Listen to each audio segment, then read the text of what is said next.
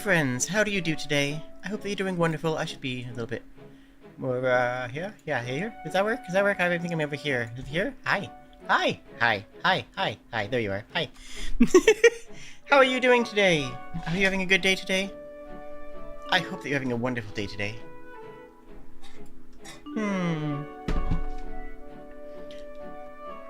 I have a lot of cool things going on, and I wanted to talk about them.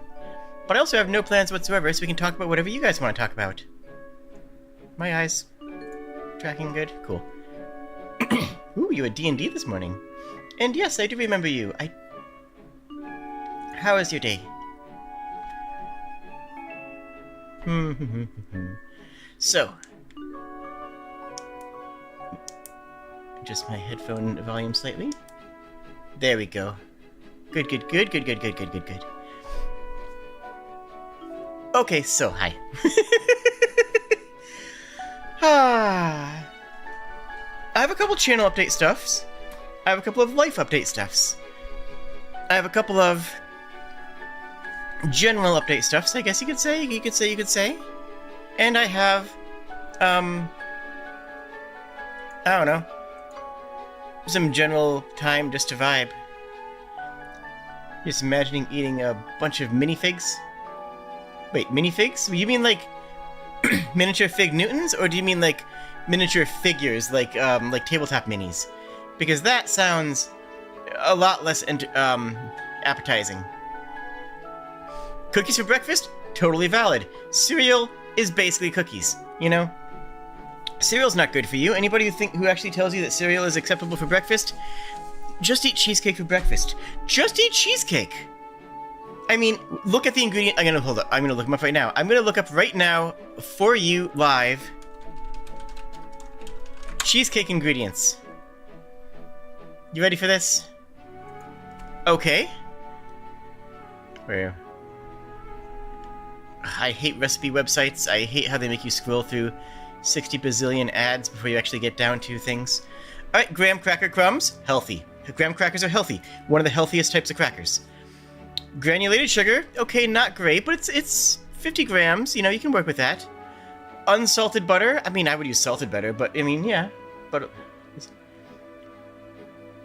And then the cheesecake itself. Cream cheese.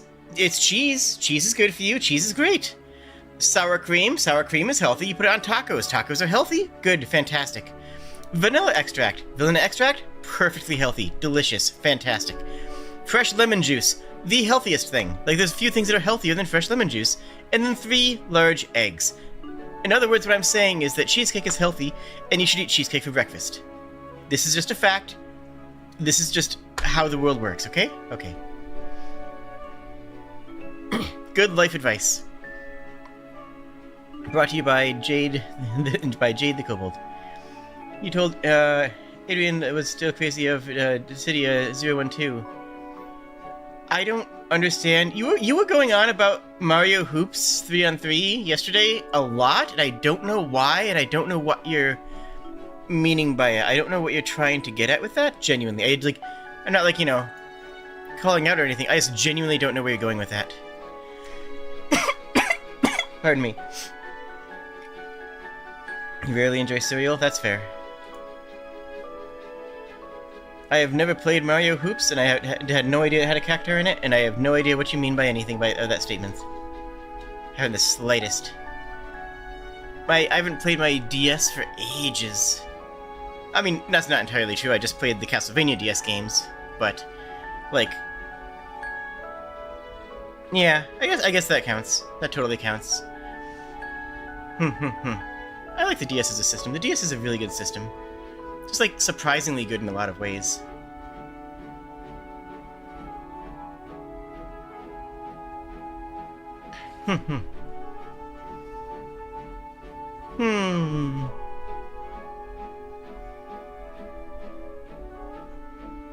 But yeah, cactuars were started in Final Fantasy 3, I want to say? I'm looking it up. I'm researching. 4. No, 6. Really? The first cactuar was in 6? Oh, wow. Yeah, okay. The first cactuar was in Final Fantasy VI. That's neat. I didn't know that.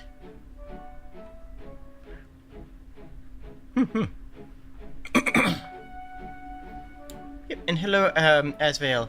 And hello, Buck and Trinity and GD and Sylvanum. And thank you all for showing up. I appreciate it. And hello, Snow. And hello to all the beautiful lookers who are here and having a good time. Wow, yeah, okay, so the cactuar was first seen in Final Fantasy VI. That's cool.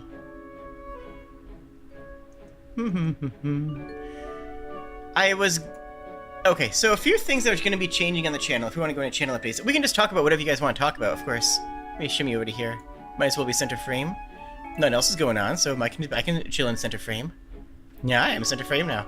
This is center frame Jade. Wildly different. Dynamic.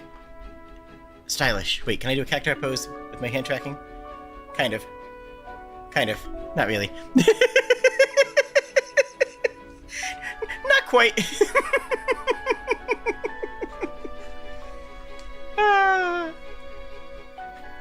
So, I've been playing some Dissidia, and I'm kind of mixed on it, and I want your guys' opinion, because on one hand, the streams are doing well. I'm getting new people showing up for them, and I do want, like I said, I want to enjoy the game, I want to play the game, I want to see where the storyline goes, but boy, it's rough. I'm having a rough time with it too. And I don't know if me having a rough time with it is good and engaging, if you guys are enjoying that, or if you're not. So, like, just let me know. Just let me know. You're a little slow, that's fair. Meatballs? Ooh, I haven't had meatballs in a hot minute. I had pho today. Rough as in difficulty-wise, not liking the mechanics. A little of both. See, each of the chapters requires you to play a specific character, and if you don't like the character you're playing as, then the game becomes wildly unfun, and you have to beat that chapter to unlock the next. If I could change one thing about Dissidia, it would be to let the player have a party. Give the player a party of 3 or 4 characters that they can pick from. In the early game, like when you first see the opening cinematic, it's Lightning, Yuna, and Laguna, and who's the last one that's there? Kain. It's Kain. And like, I think the entire first chapter should be any one of those 4 characters.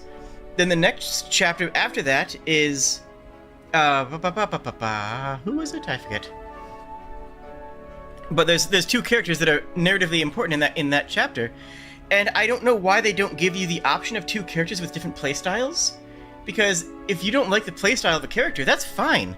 You know, there are people who play Smash Brothers who will never touch Pokemon Trainer.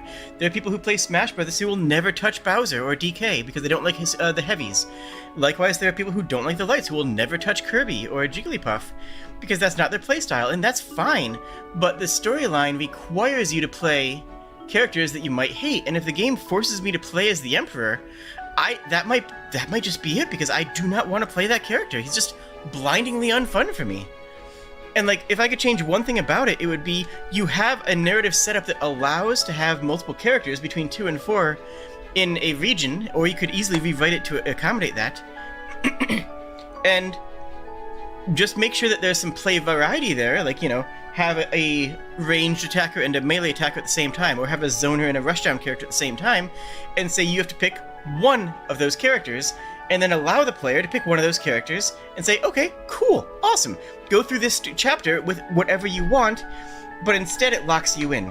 And it was really frustrating for me with Lightning, because the 2 HP attacks I have for Lightning, one is an aerial attack, which, cool, good, doesn't work great if your enemy's on the ground. I can finagle it at the end of a jump so I can go in at ground height, just kind of shoop. But like, the other one for the ground attack has such a long setup that it feels like a dice roll. Now, maybe it feels different against humans, but it feels like it's a dice roll as to whether or not you're going to connect with an attack. It doesn't feel like, yes, I did it, I'm gonna be able to hit them. It doesn't feel like you know, like a big old fist pump of going, yeah, I trapped them. It feels like going, well, if it hits, it hits. And that's not great feeling-wise. Like, that's not a fantastic feeling, you know what I'm saying? You know what I'm saying? So, those are my concerns. And then certain characters have combos that are annoyingly long. Like, Warrior of Light has an attack that takes like 2 seconds. I mean, like, you know, 1/1000, 2/1000, which is a long time in a fighting game. And during which is just like, okay. It takes long enough that when you see them land it, you sit back and roll your eyes, waiting for the attack to finish. Combine that with having to button mash to counter damage, to counter damage enemies who have enemy ultimates, and it's like, no, I'm not going to, you know, mash and break my thumbs and my control and add the wear and tear on my controller. I'll just accept the damage. You'll do as much damage as you do, and I'm not going to stop like 10% of that by smashing it. Yeah, Tekken 8 is, oh man, you're absolutely right. In Tekken 8 is absolutely like that. Dice attack, wait till you play Gilgamesh. I don't even have the Gilgamesh unlocked. I don't even have Gilgamesh or Prish unlocked, both of which I really want to play. Like, yeah. I have to play through the entire campaign, and I have to play through characters that I don't enjoy. Like, although I will say Laguna was actually more fun than I expected. I expected to hate Laguna. I thought that was going to be when I stopped playing, and then Laguna was like, actually kind of fun, you know? He, like, didn't play as bad as I thought he would. But you're exactly right, like, you know, in Tekken 8, if you get comboed, you just go back and, you know, take a quick nap and wake up when the combo's over, right? And, like, I made the comments before about how similar Dissidia is to Smash Brothers. It really is. Dissidia is a lot like Smash Brothers, more than people realize. And it fails in exactly the ways that Smash Brothers succeeds, and that's onboarding. Onboarding of getting a player into the game, setting them down and saying, okay, here's what you go smash these dolls against each other until one of them breaks. Like, it fails at this very basic play aspect of Smash Brothers. And Smash Brothers kind of has a storyline, not really, but it has, you know, the overworld mode. And the overworld mode rules. Like, genuinely, I love the, what is it called? Something of Light? Not Warrior of Light, that's Final Fantasy.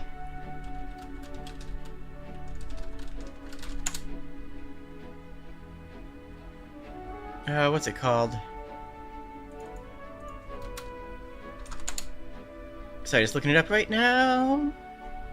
World of Light. Oh, yeah, it's just called World of Light. Okay. Kirby's Big Adventure. No, you're not wrong. Yeah, Kirby's Big Adventure. The main adventures of Smash Ultimate was the only part of the game you liked. That's fair. I do like... Okay. One thing that Smash Brothers does fantastically is that Smash Brothers is outstanding at being a competitive game when it wants to and not being a competitive game when it doesn't want to. To make it competitive, all you have to do is restrict stage a little bit, go one-on-one, take items off, and you have a really fun, like, competitive game. And you know that it's designed for that because the patch notes are like single frame changes on certain attacks. You know, like, they are looking at the frame data and adjusting it as a competitive game while also making sure it's fun casually. And Dissidia doesn't feel fun casually because you have so many extra layers of things that you have to do on top of it, which World of Light does with the spirits. The spirits are fun.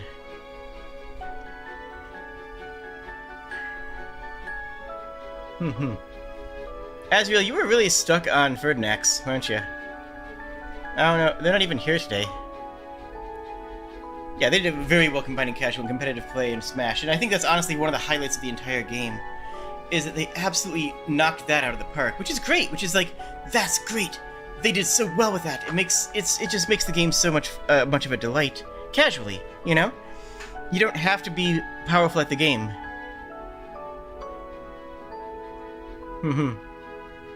Yeah, and Smash Bros. Does have Final Fantasy, but if you notice, how many, like, they have 2 Final Fantasy characters, right? Cloud and Sephiroth, but they only have one music track. Like, they only have one Winged Angel or something on the Switch version, I think. It's just like, you know, they only have one song. Speaking of songs, I noticed something strange the other day. I was looking into the Secret of Mana collection. Because Final Fantasy is a hardcore franchise. I mean, you're not wrong about that. I know you're joking, but at the same time, you're not entirely wrong. Final Fantasy is a franchise that appeals more to the quote-unquote core gamer demographic, right, than the casual gamer demographic. So going a bit more hardcore on the game design and gameplay is not a terrible idea. It's just... you know? It just... I just want to play Shantoto. If they let you do the storyline with whoever you want, like they do in Smash, that'd be phenomenal. That would just be like... Oh, so I was looking at the Secret of Mana collection. You don't like Final Fantasy after 12? Well, at least you like 11. That's what's important to me. So I was looking at the Secret of Mana games. And I noticed something strange. They had a music player. And you know what? I'm just going to grab it. Hold on. I have it right here. It's right next to me. Okay, I've grabbed it. Wait, let me...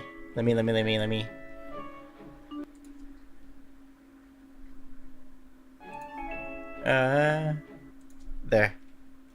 Oh yeah, by the way, if you open up your Switch and you go to the start button, you know how it makes a sound? Well, if you hit the R2 button, like the ZR button, instead, it makes a different noise. Fun fact. So if you start at the Switch, and when it says press the button 3 times, if you instead press the ZR button... Wait, where's my Switch? Come on. I don't know if you could hear that. It makes a weird honking noise, and it's very funny to me. So I always do that, and people always look at me and go like, why is your Switch making that noise? And it's just like, but that's what the sound that the Switch makes when you do things. If you're cool. No. Okay, so. Alright, Secret Collection of Mana has Final Fantasy Adventure, fantastic game. Secret of Mana itself, which is a very good game. It got its flaws, but it's very fun. And Trials of Mana, which I should go back. I should play that on stream. That would be fun to play. Maybe I'll do that soon. Anyways, I kind of got Mandela affected. Because they have all the different music tracks available, and they have a track that's named A Bell is Tolling. If you know Secret of Mana, you know this song.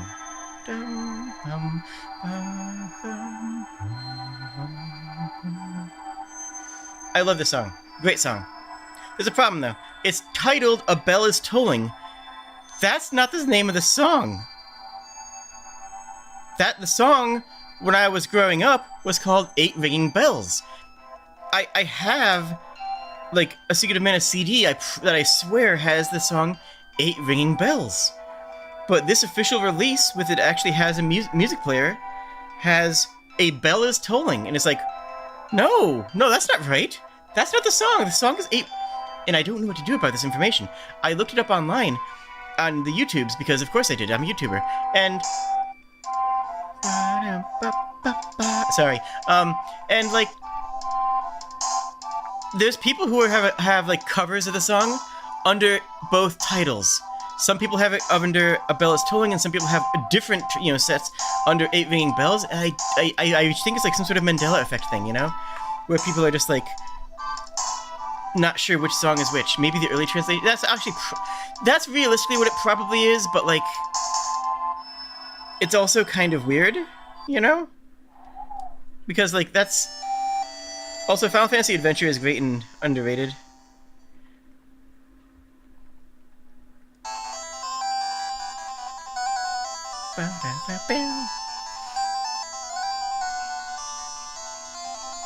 So my questions are these. And like there's other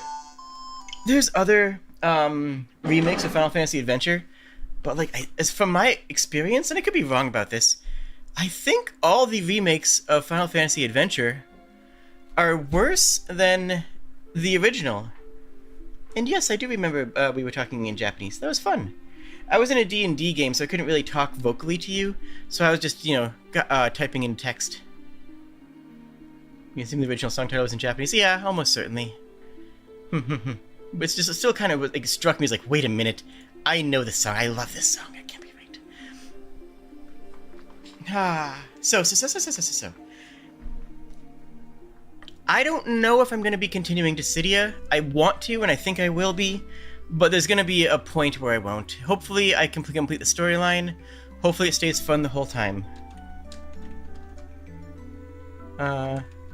I'm actually going to look up how many chapters there are right now and who you play as. There we go, Dissidia story, wiki. Let's see.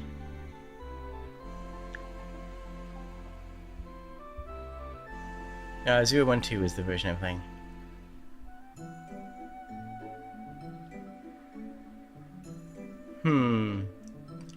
So I see 18 chapters, but these are not the chapters that I've played. So I think that might be different. So let me look up something else.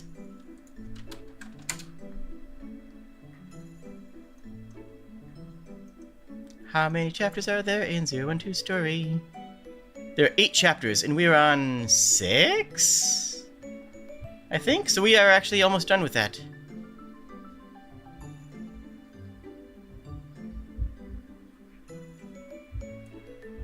Okay, so then so there's those chapters with all the new characters, and then you unlock all the chapters from the original game. So there's 10 chapters plus these handful of chapters. Okay. I don't know. I'll keep going for a bit. We're getting 2 chapters done per stream. I think that's good. And I don't know. We'll see how it goes. I do have another Castlevania game I want to play, but I have to play a different Castlevania game first in a way that will... I can't really explain it. Trust me. But on Tuesday, we're gonna be on a new Castlevania game thing. Also, my game on Fridays, am I going to play all the Castlevania games? I'm going to play all of the... short answer is I'm going to play all the Metroidvania-style Castlevania games. I'm not going to go back and do the old ones. The arcade-style ones where you go through every single level in a linear order. I'm going to go through all of the Metroidvania-style ones. You know, we did a lot of them already. We did Aria, we did Dawn of Sorrow, which were delightful. We did the one with the 2 characters. What was their names? I don't remember. Whatever. And then we did Ecclesia, which was... I still need to edit the final 2 episodes of, now that I'm just remembering that. Oh, heck. You guys have been waiting for that finale for ages. I'm so sorry. Maybe that's what I should do tonight. You know what? Tonight I'm going to finish editing Ecclesia. Dang it. Oh, that's right. Charlotte and Yoni. Yeah. And honestly, like... the incentivization structure of those games are really interesting. And I kind of want to write an essay about that because there's so much I have to say about it. Because you don't need to have a strong incentivization structure in a game. Metroid Dread proves that. Metroid Dread is a delightful game that has basically one weapon throughout the entire game. Yeah, you get upgrades to it. Ooh, there we go. Yeah, you get upgrades to your weapon, but you basically just have one weapon the entire game. You have an arm cannon, it goes pew pew, and that's kind of all you do all game, right? Like, just... that's what you do. And the game is like it's good and it's fun and I love Metroid Dread, but then you play Aria of Darkness and you have every single enemy has a different soul that you can gather, and every time you get one it's like ooh, new thing, new toy, new thing, and that sort of excitement and novelty is a delight, and I love that. And you can see it, like that sort of injection of novelty as a reward in other games as well. For example, I think one of the best examples is my modern era is Elden Ring. If you find a weapon that you're not going to use, you just kind of go, oh, whatever.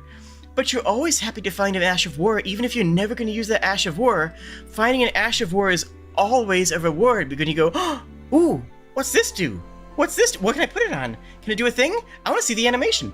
It's a good reward. It's always a fun reward, and that's how these souls in Arya and Dawn both are.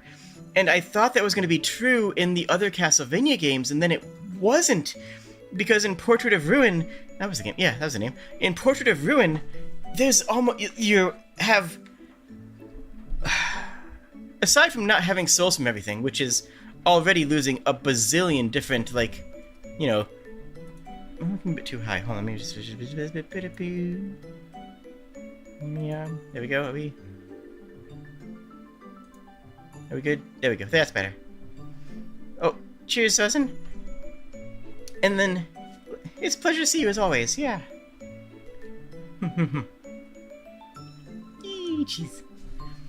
Like, it's a delight, and then in Portrait of Ruin, you lose not only the entire soul system, but you lose half of the drops that you would find anyways, because if you prefer playing Charlotte, anything that drops for Yanni, which is the majority of drops, you don't play with. And if you only play Yanni, you only get, like a bunch of the spells you get are just useless. And yeah, you're supposed to switch between them, but if you have a character you prefer playing, you're gonna prefer playing that character. That's the core problem. Like, if you want to have a character, then yeah. And I thought Ecclesia was going to fix this, because it's another soul-based game where you gather souls from enemies. I'm like, sweet! This is going to be more like Arya. And then that game has even less drops than Portrait of Ruin.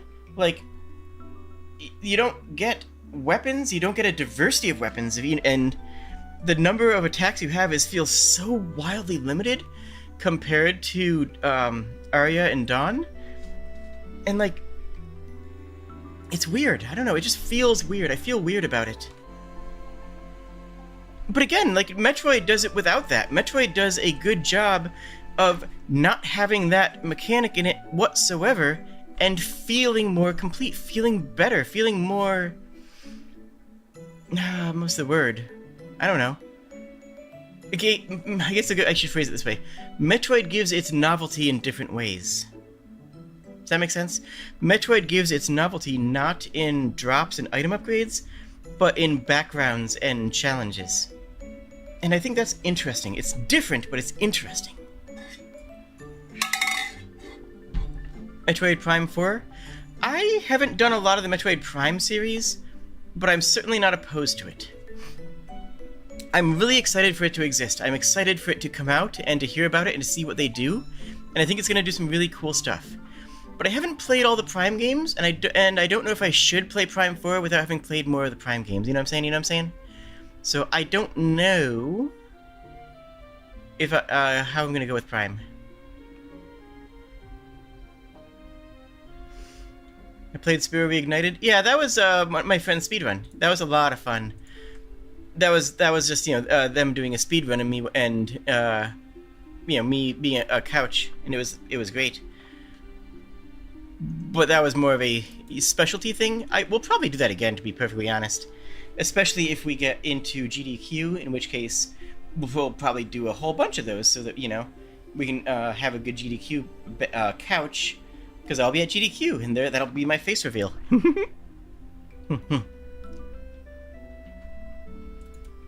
Meow.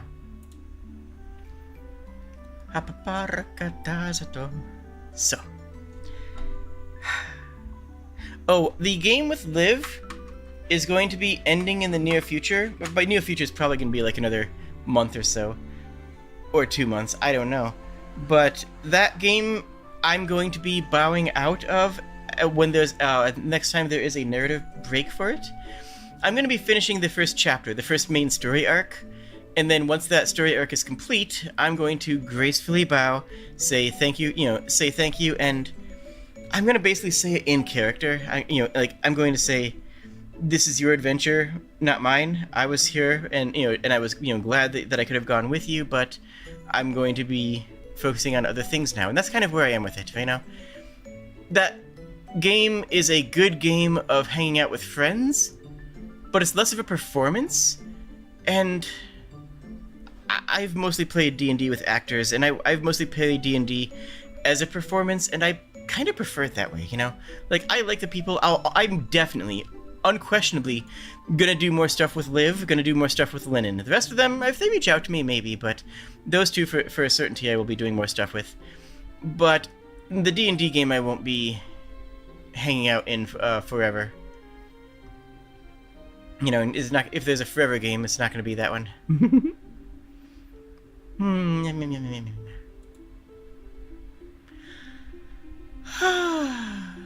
My new monitor is 4K, and it's pretty.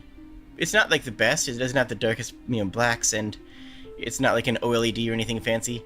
But it was cheaper, as cheap as like the next equivalent one that was not 4K. So I'm like, you know what, screw it, I'll get a 4K. It was cheaper because of an Amazon Prime Day, I think, deal thing. Pardon me. And then the monitor that I borrowed from work is not going to be returned. I have it over here because that monitor lets me pivot it 90 degrees, so it's vertical. So now I have a vertical monitor to my right instead of just like a small monitor. And having a vertical monitor, I gotta say, is pretty nice. Like, having it up and down works well for, forums and Discord. If you're not in the Discord channel, make sure that you are. I mean, I'm in Discord channel nightly. It's a delight. And for streaming, I have OBS open. I have my stream health on the YouTubes open. I have my my model open, and I can see all of them clearly at the same time, which is great because, then my main monitor can just be here for monitor stuff.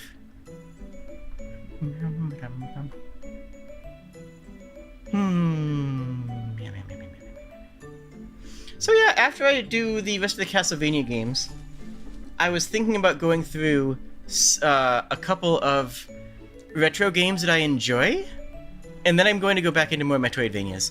I'm going to take a little bit of a sideways glance into more Metroidvanias before I switch over into other stuff, but the plan is to do... pardon. I picked up a bunch of Metroidvanias, Dead Cells, Iconoclast, Blasphemous, and Ender Lilies, all of which I'm very excited to play. But I want to finish the mainline Castlevania stuff first. So, Castlevania, I want to be more of a focus than Dissidia. I didn't think Dissidia was going to be this long as it is. I thought it was just going to be like, do a little bit of Dissidia. Cool, good, GG, welcome back. I didn't realize how Dissidia's storyline was as long and involved as it is. That's not a bad thing, it's not a complaint, it's just, I was surprised, I was flummoxed, caught off guard. Excited for literally all of those, hee. Nice. But then I also do want to do some more RPGs. And... how much would you guys hate me if I started playing Game Boy Classic games? Because there's one in particular. There's one Game Boy Classic game in particular that I want to replay for, like... and I kind of want to show it. And the graphics are just... they're good for Game Boy Classic. But it is a Game Boy Classic game, you know what I'm saying? Like... it looks old, because it is old.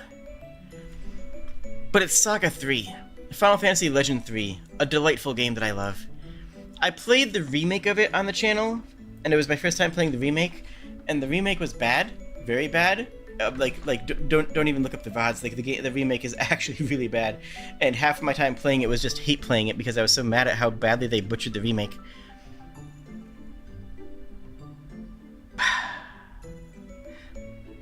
Which is makes me want to play the classic one. And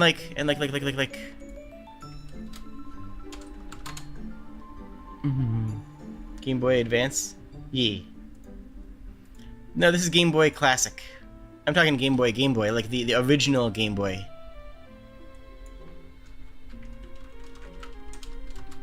I never played any of the romancing Saga games. But Saga 3, specifically Final Fantasy Legend 3 for the Game Boy, I really enjoyed, and I remember it doing a lot of cool things, and also it was one of, like, the games that I had. Remember when you didn't have access to a bazillion different games, and the games that you had access to were just the games that you owned? And, like, that was, you know, entirely, it was, yeah. Game Boy was Nintendo Game. Yes, I'm aware of that. Yes, you are correct. And Final Fantasy Legend 3 was Saga 3. Multiple games got the Final Fantasy branding in North America because, well, I mean, Final Fantasy series did well, so they're like, well, here we have another RPG game from Japan. Let's call it Final Fantasy. That way it'll sell better. And you know what? They were kind of right, so I can't even be mad at them. But Final Fantasy Legend 3, I played so many times. And I remember it being so cool.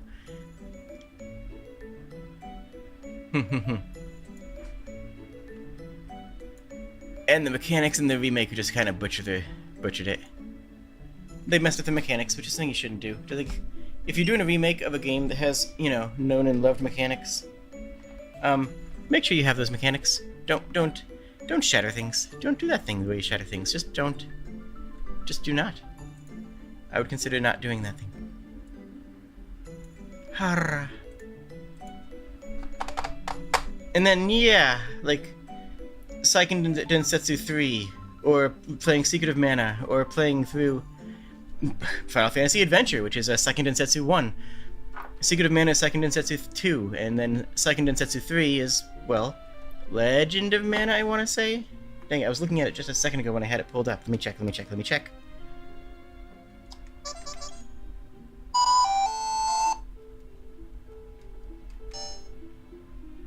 Trials of Mana, they called it. Which I have on the Switch.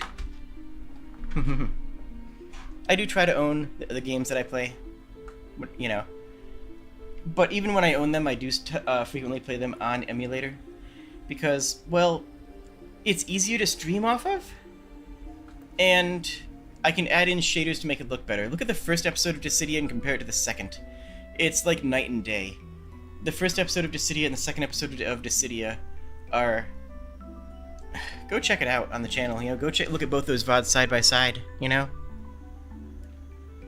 Mario is made by Shigeru, yeah, it's Shigeru, not Shigeru.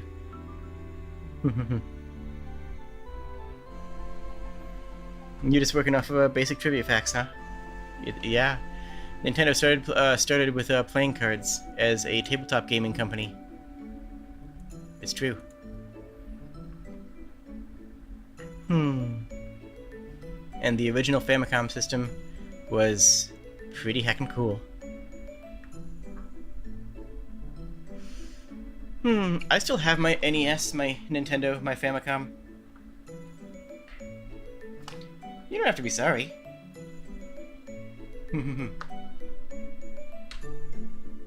My Famicom is in my room with... I have a bunch of treasures and on a shelving unit that I put on my wall. I should show that off sometime. I have a lot of strange and esoteric things in there. Pardon me. I also need to test the Spirit Island character. Like, I wanted to do that on Monday, this past Monday. But I wasn't sure if we had D&D, and then we had D&D.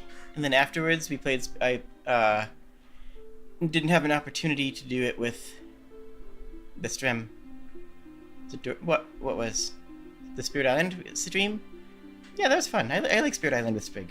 It's always a good time. I'm considering teaching myself Lua so I can actually import the Spirit into Spirit Island properly. That might be a little bit much though, but like it also sounds fun. I've never programmed into Lua. What? The cough? Why is the cough adorable? What? No. No, you're wrong. I have a little bit of a sore throat, but not a terrible one. I could probably... I should do a game dev stream in the near future on it. Maybe this Monday is just a game dev stream instead of more Dissidia. What do you guys think? How excited are you for Burning Thorns Reach Outwards? I know some people are super hyped for it.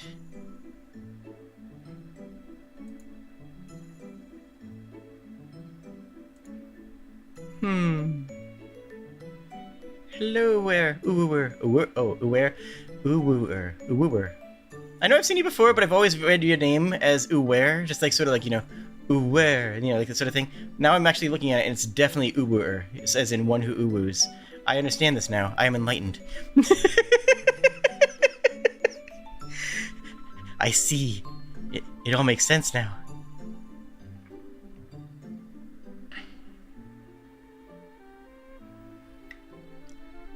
I think that the Spirit Island board, like, I've been looking at it on and off. Like, I've actually been, you know, doing a couple of back and forth balance changings.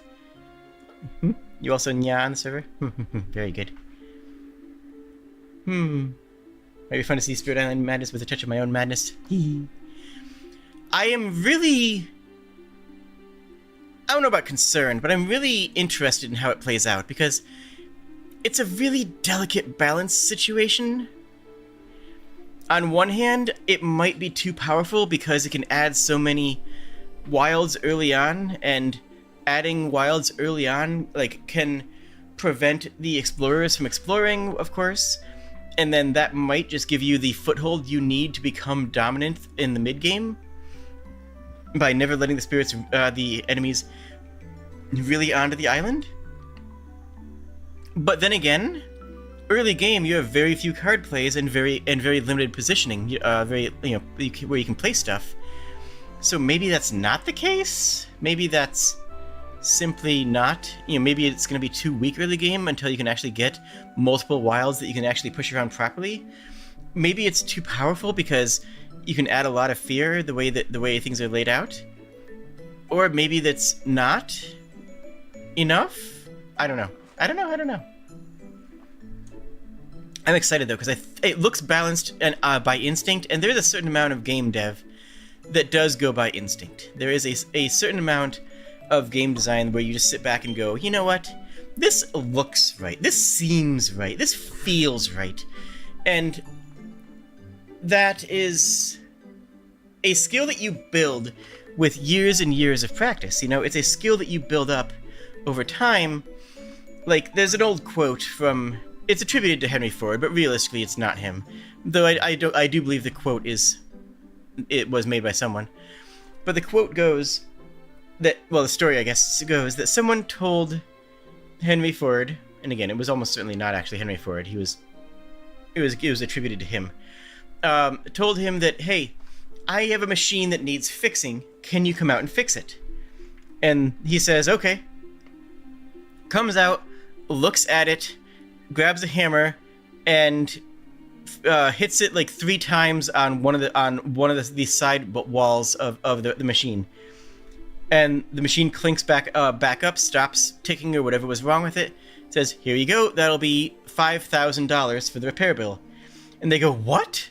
5,000?" And like, yeah, it's a repair bill for the system. I want an itemized list. I want you to give me an itemized repair bill so I can understand why I'm paying $5,000 for you to come out and bonk it. And he goes, yeah, okay. He goes home and he writes out a repair bill that says 20 years of working in machines of experience, $2,000. 14 years of researching this type of system and how to properly maintain its functionality, $2,000, $1,995. Hitting it with a hammer thrice, $5. And he gives him the bill. He's like, yeah, fair. Like, the fact that he was able to fix it quickly doesn't mean that it was an easy fix. It means that there was a fix that they were able to do because of the skills that they have, you know? And I think, I don't know, it's an old story. Almost certainly false, but still interesting. It's more of a parable than a story, I guess. But, like, game dev can be like that, where, what does it take to design something? You'll know it when you see it. It's one of those things. It's like, I don't know exactly if this is going to work, but I've got an instinct that it's going to be somewhere in the ballpark of correct. I just from the amount of stuff that I've done.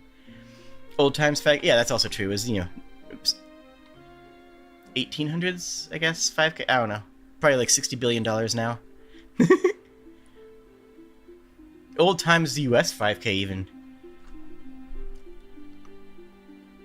Meow.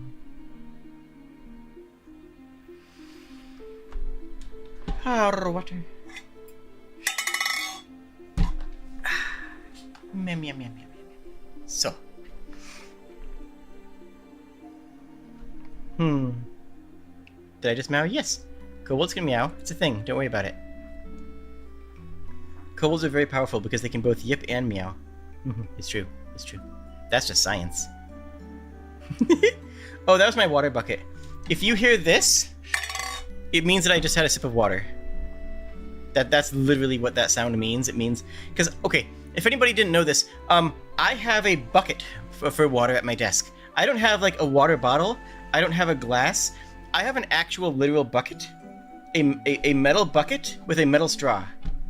Because it holds a lot of water, and it's great. So if you hear that, that means you know I've gone for a drink of water. I don't try to hide it anymore. I tried to hide it before, and it would just, you know, sort of just happen once in a while. But now it's like, now I realized, because a lot of people have noticed it and have recognized it, now it's just sort of a thing that I've leaned into, you know? So if I grab my water, and I have a sip of water, and the straw, I just let go of the straw with my mouth, the straw falls down, and the straw is metal, and the bucket's metal, so you hear the sound of well, that.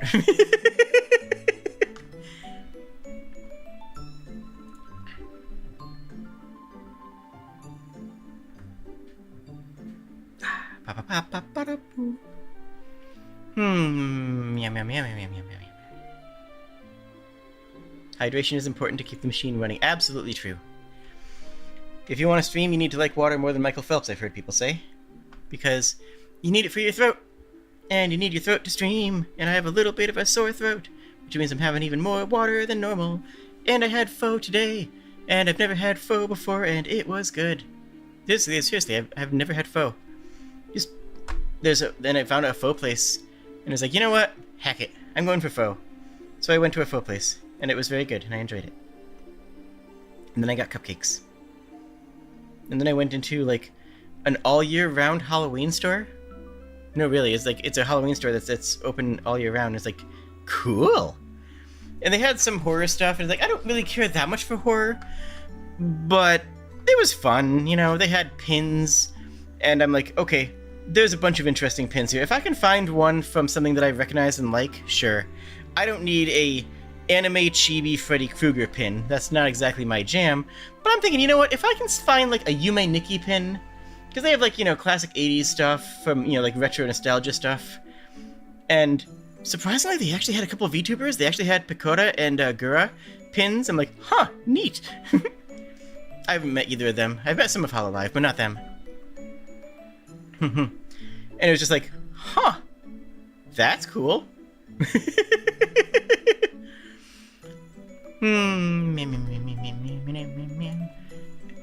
But they had a whole bunch of retro horror stuff, which was just like, yeah, okay. Then they actually had a cabinet of fetuses, like cat and mouse and like corgi, and it's just like, oh, these are literally the skeletons in jars. That's real weird. I mean, yeah, some people are gonna be into that. Like, sure, but that's kind of weird. I respect it, and I guess they have a clientele for that. Otherwise, you know, they wouldn't have it in the store. But okay. You know what I'm saying? It's just like, okay, y'all have a good time with that one, I suppose.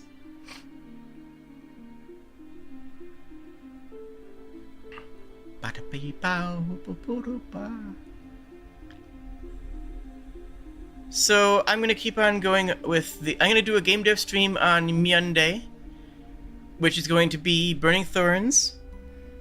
After Burning Thorns, I'm going to be switching over to the Twitch.tv, with and actually stream a playtest of Burning Thorns, which I will record to put on YouTube. So if you don't want to go to the Twitch, or if that's too late for you, don't worry about it. It'll be posted here the next time I'm sick, basically. Next time I don't have I'm not going to be available for a stream, I'll post it here so you can see that playtest firsthand. But before then, I will do instance testing. What chaos can the Twitch redeems do? I don't like Twitch nonsense. That's one of the reasons I'm a YouTuber, is because Okay. Here's my stance on Twitch nonsense. And when I say Twitch nonsense, I mean all the Twitch nonsense, the sound effects, the raid noises, the redeems, the make a streamer do this, all of that. I just filed that all under Twitch nonsense. You guys here know full well that I don't interact with chat that much, and part of that is because I don't watch streamers. I'm gonna be just so real with you right now. I don't like watching streamers. Yes, I am one, but the content that I enjoy watching is recorded Let's Play content. You know, I enjoyed the Let's Play content on Something Awful. I enjoyed the old school Game Grumps style, where they record and then post the recordings of of them sitting on a couch playing. I enjoy Playframe, or where they're just playing a game, recording it episodically and uploading it. That Let's Play style of content is more how I approach content creation, which is why I'm probably going to be doing more uploads in the future, because it's just a better fit for me. I do have a couple of Twitch redeems when I'm live on the Twitch.television. I have some sound redeems that are funny. I have some poll stuff. I have, what else do I have in there? Stuff like that. Mostly the sound alerts are the funny ones. But that stuff makes it less fun for people who are not watching live. If you're watching live, oh, that's right, I do have a scent redeem, because I also have multiple, I have multiple scent vials on my desk, which I still do right now. If you guys want to pick one, I can have a scent. But right now I have birch, lavender, and spruce needle. Literally just scents on my desk. You can pick, if you redeem, you can pick one now, and I will just take a deep inhalation of one. I will take lavender right now.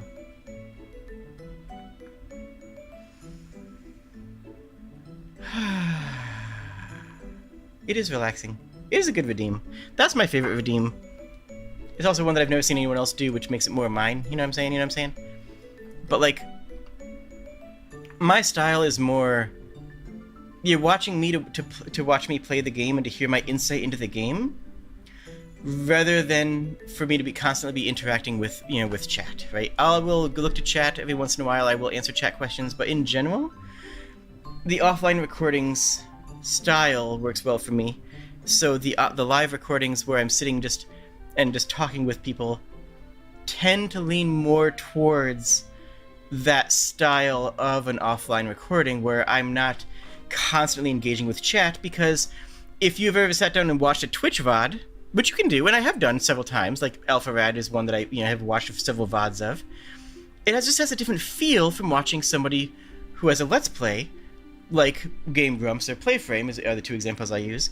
So if you're sitting down and watching Saikuno and getting interrupted by chat, or if you watch, like Sprig or Liv, where they have bananas being thrown at them, that's fun if you're live, but I personally don't think it's fun for the people who are watching later.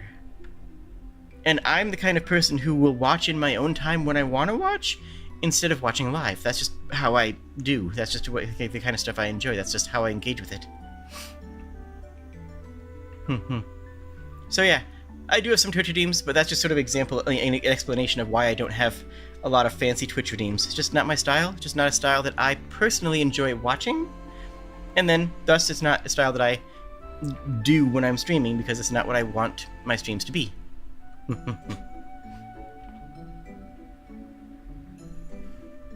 Yeah, it's... And I part of me thinks that that's a mistake, right? Part of me thinks, okay, but if I did not do that, if I actually, was constantly talking with chat and had bananas being thrown at my face and had my model going blah with a whole bunch of weird stuff going on, I would probably get more followers. There's a lot of people, especially people who engage with people who I collab with, Bucket Lamp and Sprig and Liv. There's people who would enjoy that more. I might get more traction, but I wouldn't be as happy with my content.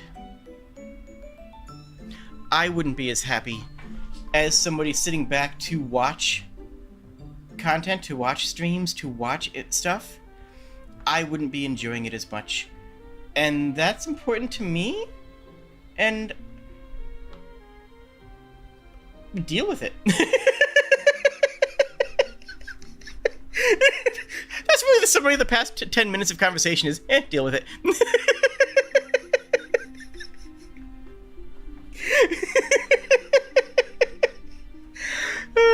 Yeah, it is what it, yeah, deal with it so much.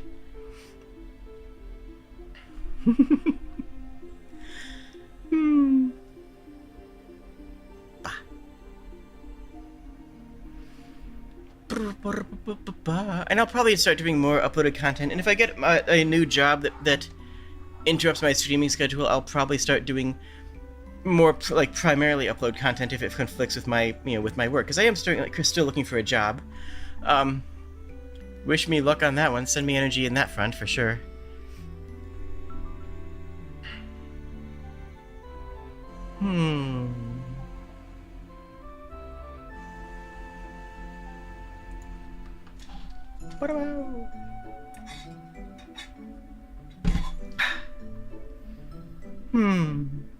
So yeah, Monday I'll do the game dev stream, and then I'll record the Spirit Island playtest, live playtest. Tuesday I'll probably do more Dissidia, see how that goes. I might just end up doing the 012 storyline instead of the full storyline, because there's an extra 10 chapters in that storyline, and I might be done as early as next stream with the baseline storyline. I might just do that, and then maybe I'll play it more if I feel it in the mood, but I might not stream it. I might not force myself to be live for it. I'll probably stream it in the Discord is probably what I'll do if I want to do more like that. Or maybe I'll do it on the Twitch.televisions or something. I'll figure something out. But then I'm going to go back into the Castlevanias, because I do want to complete that series. Storyline like the book, Jade? What book? What's your favorite book? I don't know if I can say my favorite book. I have several very good books though that I enjoy.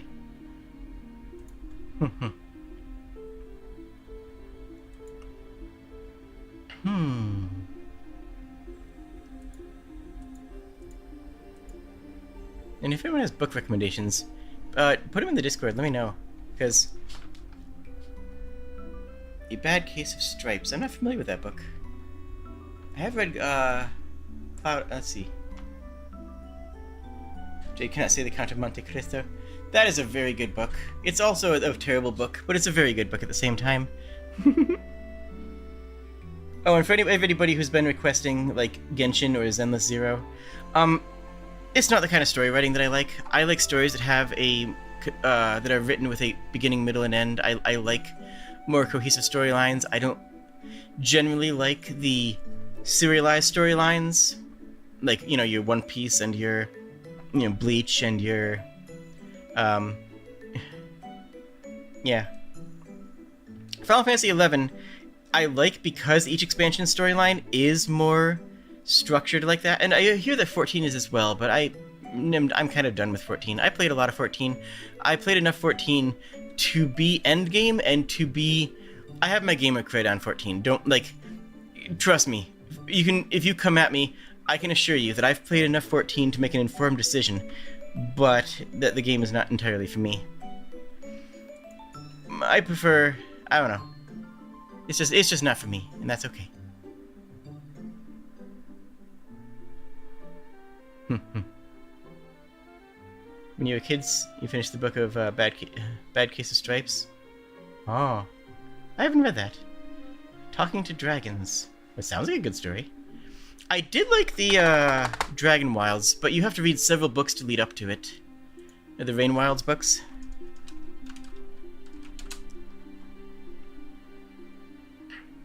So they're by Robin Hobb.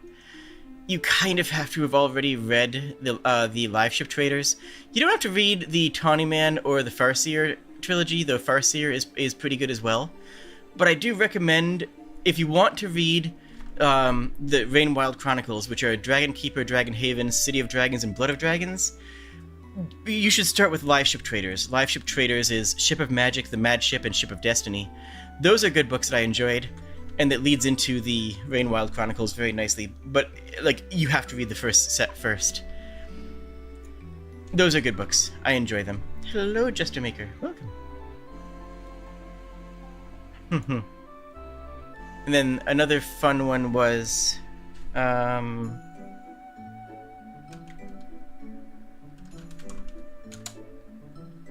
was it called?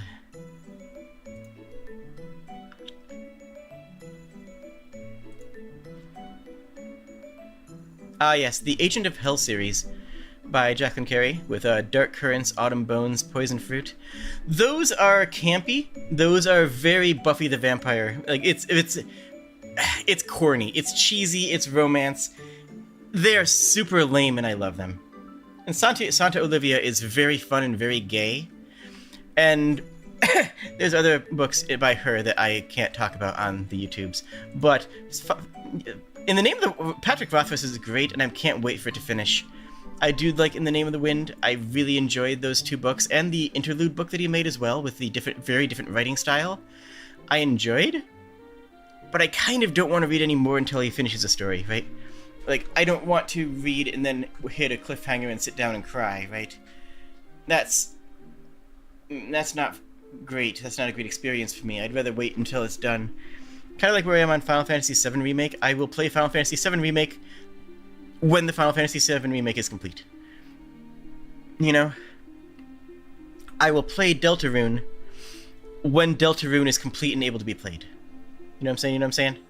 Like, I will very much look forward to reading those books and playing those games when I can sit down and play those books and read those games, you know? I don't want to sit... I've kept up with seasonal anime long enough to kind of be done with wanting to watch an anime that's currently airing and then being like, no, it's not done. I want to watch more right now. And I'm done with that sort of emotional roller coaster. So I will usually wait until a season is over and then watch an anime, you know, which I am doing. I mean, I'm watching Tokyo Mew Mew New and Yeah Boy Kongming and Spy X Family and like the only thing I'm watching this season right now is I started watching Of Rice and Ruin recently. That is very pleasant. And Freerun. It's Freerun's last season though at this point. It has to be, I'm sure. I kept up with seasonal anime when I was working for an anime convention because I had to keep up with what people were interested in and what we could show and what time slots it would go in and how it would fit into a schedule. And that could say a lot of words about convention scheduling because video programming at conventions is a very interesting dynamic that a lot of people don't care about, and that makes me sad because if you have, let's say you have 5 video rooms, because that's how many video rooms I usually manage. 5.5. No, I guess I'll fold the 6th one into it. I'll say 6. I'll hard say 6. Never mind. I'll commit to that. It is a video room that we manage. So we have 5 video rooms and one room that always plays anime music videos, AMVs. A room that is 24 hours a day, 3 days of the convention, always playing anime music videos. That's fun because anybody can drop in, sit down, relax, walk away. It has no commitment. It has no episodic, lock-in, so it's very low impact, and it's something that people can do when they just want to sit down and relax for a few. Great to have. And then your other rooms need to play off of each other. You need to have rooms that fulfill different emotional needs. So you have the needs of people who are going to say, oh my gosh, look at this show, I need to grab you and drag you into this. So things that are more obscure. But you also need to have crowd pleasers, like, oh, hey, they are showing One Piece is an easy example of that, right? How many people are going to go in and watch One Piece? Because watching with people is a different experience than watching it on your own, and having that available is good. And then having a show where people can just have a low energy, right? Where people can just sit down and go, what are we watching? Okay, that's fun. Just a cozy thing. Doesn't have to be moe, but it can be. Like, for moe, you can do something like Ascendance of a Bookworm or Slime-kun. By the time I got reincarnated as a slime, those are very good. Sit down, unwind, and effectively use the room as a ADHD/autism quiet room that has less stimulus going on. It's just a quiet room with a seat and an anime playing on a projector that has a low intensity to it. So right now we have 3 rooms. We have 3 rooms set, right? One for music videos, which is low investment and easy to get into, easy to get up and leave. One that is playing something that is going to draw a crowd, something popular. One that is playing something quiet, and one that is playing something charming. And then you add in something more adventurous or aggressive for the people who want to see some blood on the screen. You grab your Chainsaw Man or something and you slot it into there, and now you have 5 of your rooms handled. What do you put in the 6th room? Well, it depends on the time of day.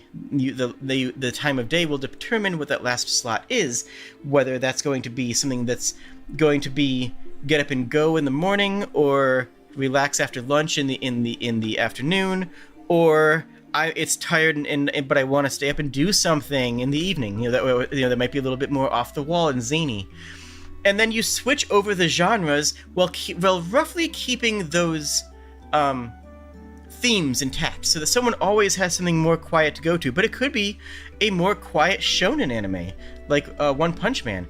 It could be a more boisterous shoujo anime, like, I don't know, Shugo Chara, or like, what's that one? Dang it, Dokkan? No, I forget. Anyways, like having something that's which one is going to be more higher intensity doesn't have to be a certain genre.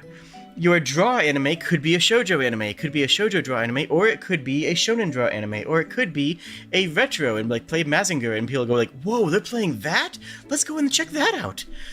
Some things might be more maybe current season. It's like, oh wow, I haven't seen this yet. Are they showing episodes 1 through 4? I didn't even realize episode 4 was released yet. And other things might be retro and more classic. But juggling all these so that there's always something of each of these tastes at the same time is a skill and not an easy one to do. And Jack Shadows is absolutely phenomenal at it.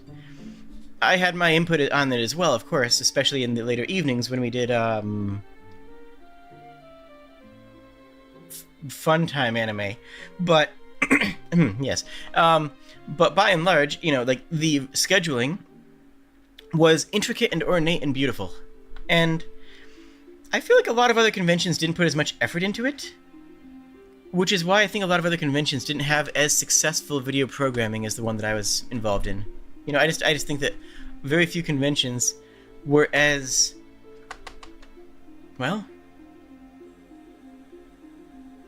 intricately laid out, I guess, for video programming. And that should be, because video programming should be very high priority for a convention, because it's the anime. We put the anime in an anime convention.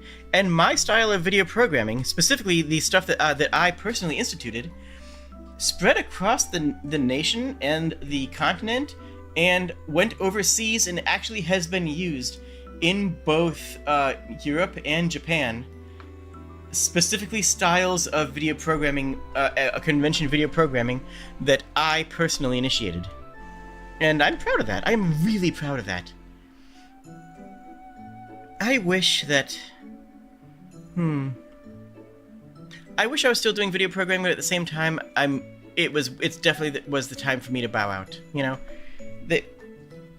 It was definitely time for me to pass the torch, I guess, and cut and run, because the brass was not respecting that department very well, and it's just like, okay, I'm out. I don't care no more. Piss off. I definitely have the credentials to back up being the queen of anime. Absolutely, yeah. No, I genuinely do. Like, I say that as a joke, but at the same time, y'all know. Y'all know. Oh, I have a bit of a cough and I don't like it. Meow, meow, meow, meow, meow, meow, meow, meow, meow, meow, meow. So, like, yeah, and stuff.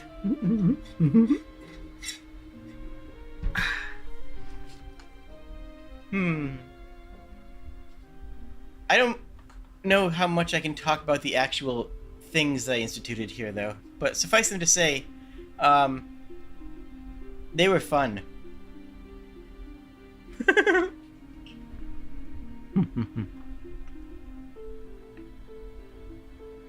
Bah.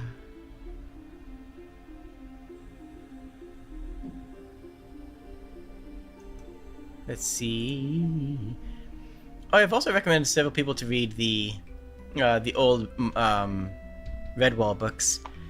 Mossflower, Matameo, Redwall itself, Muriel of Redwall. They're good books and I enjoy them. I haven't read them in forever, but they're good books. Fantastic depictions of, well, characterization and food.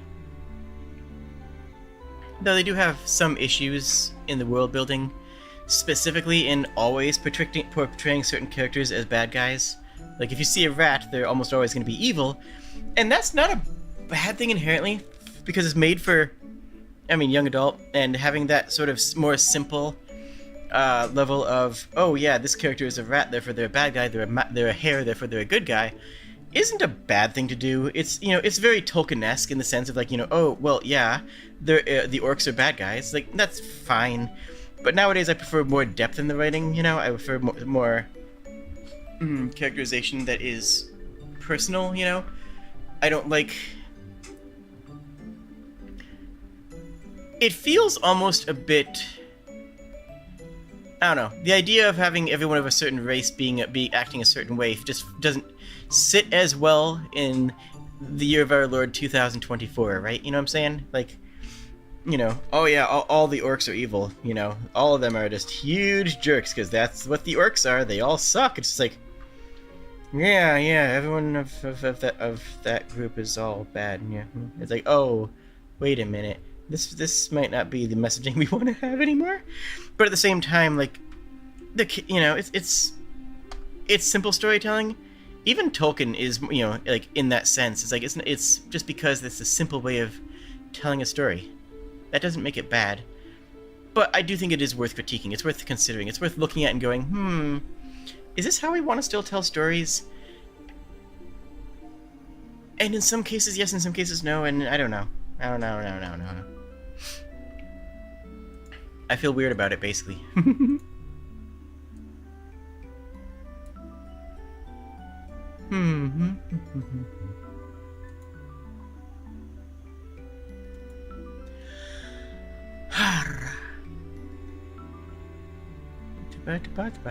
If you have questions or thoughts or considerations or opinions, feel free to hit me up with stuff. Keep the conversation going. Otherwise, I'm just gonna be like, you know, verbal diarrhea the whole way. I realized that all of my future levels for Eddie are gonna be in Fighter. Have I ever considered an RTS game to try? You know, we've talked about this before, but I fell off of RTSs pretty hard. Because, well, there's not a lot of RTSs that are out now that I think are exciting. Like, I liked Warcraft 2, I loved Warcraft 3, and then I switched more into the Dota angle because I realized that the Dota angle was more what I wanted from an RTS. Because I always preferred, you know, like, I mean, one big character to micromanage as opposed to having me, you know, click back to the base every 90 seconds to Zerg inject with a queen, you know? So, I would be willing to try RTS, but, like, I'm not going to pick up Total War. I'm just not. Spellforce is actually the RTS that I was most thinking about trying. Spellforce 3 I actually do have and was considering picking up, and which is considered an RTS.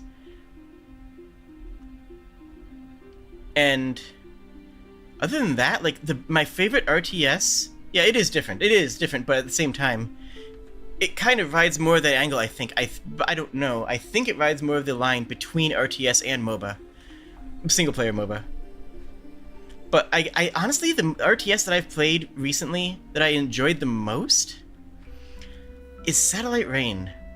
And if you haven't played Satellite Reign, I recommend it. Great game. Play it with a friend where you each control 2 characters. Really fun. That's the most fun I've had with an RTS in the past, like, decade. That game is a delight, and I recommend it. And I'm open to suggestions, but I am hard-pressed to think of any RTSs that I would sit down and be excited to play. You know what I'm saying? You know what I'm saying? And even Satellite Rain isn't really as much of a RTS as it is an adventure game, I guess? I don't know, it's a weird subgenre. I don't know, it's interesting. Satellite Rain plays like Syndicate. It plays like Syndicate Plus. And I mean that as a compliment. It's a delight. I enjoy it. But I like it. That's the kind of RTS I want to play. You know, that's the kind of RTS I would, like, jump at the chance to play, right? As opposed to a macro management one. If I want macro management, I want it turn-based. If I want macro management, I'm gonna play Civ. You know, if I want macro management, I'm probably going to play Civ because it's more how I want to play a macro managing focused RTS game.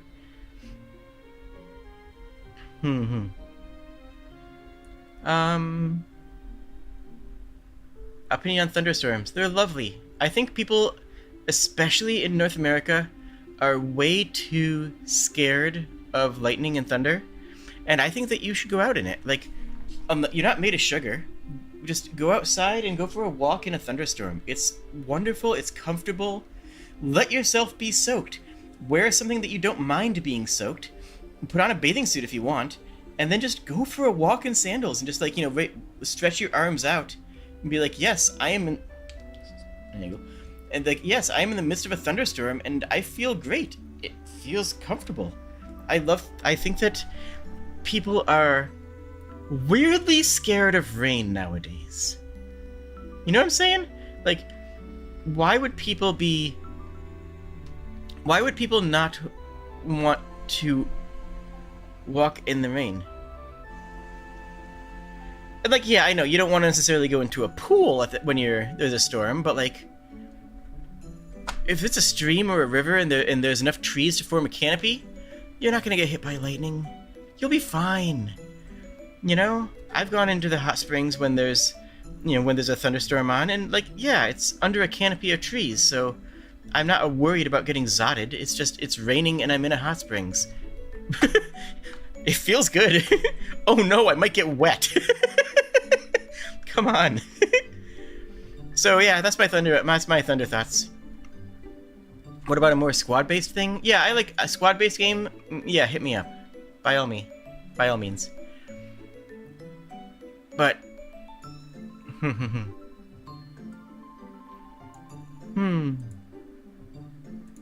Satellite Rain is a good game. Yeah, I like retro stuff. I like the old RTS. I never got that much into Command & Conquer. I played them. I enjoyed them. They were, whatever. I was more into Age of Empires and specifically Warcraft 2 and 3. I enjoyed those. I enjoyed StarCraft as well, but I generally prefer fantasy over sci-fi aesthetically. Not always, but a lot of the time. Is it in my hands? Cool. Just making sure. Cool. Just making sure my hands are good and doing good.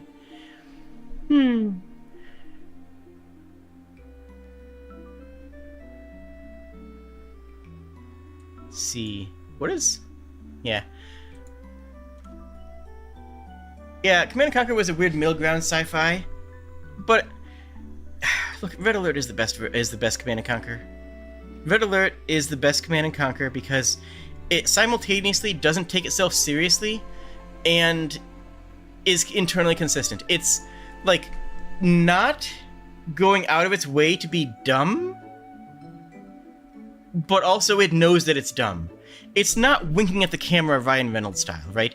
They're not winking at the camera and going, ha, can you believe this situation? Hate that. I hate that. I hate that style of everything. I hate that mindset. It's just not as funny to me.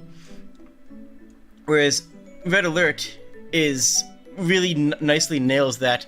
Oh, we making a silly game, and we know it's silly, and we having fun. That Red Alert is in a really good position as far as that goes, in my opinion. Any lesser-known retro games that you'd recommend? Several. Give me a genre. I can load you up with a dozen of them, right? Like, unironically, name a retro game, or maybe name a genre, and I'll give you like 3 retro games in that genre that I enjoy, and that I think don't get as much attention as they deserve. Pardon me. Though, of course, to me, retro games just means games. Because I'm old, you see, is the joke.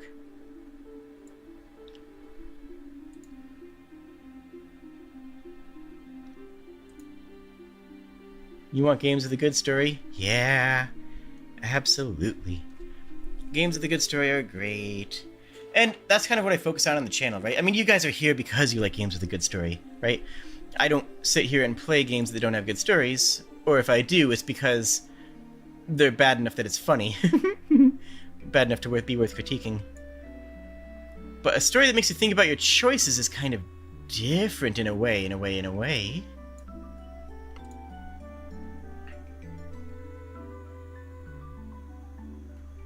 I mean, Spec Ops: The Line is the most obvious example. Though you might have a hard time finding that these days, Spec Ops: The Line is a fantastic game that does that, but it's a first-person shooter. But Snow, give me some genres, and I'll throw some games I'd like to recommend for you. My biggest beef about Command & Conquer. Every year passes, we have a less chance of seeing Kane in one more game. Yeah, true. I play RTS games for the B-movie story. Yeah. I play RTS games for the silly things that I can pull off. If I can't pull off silly things, yeah. Story puzzle, ooh. I'm gonna recommend it. Oh, is it still on Steam? Hold on, Steam hasn't like pulled this or something, right? Hold on. Oh, it's only a couple bucks. Get Gyromancer. Unironically, go play Gyromancer. Like, I will not apologize for recommending Gyromancer. It is a collaboration between, I kid you not, this is true, Square Enix and PopCap Games.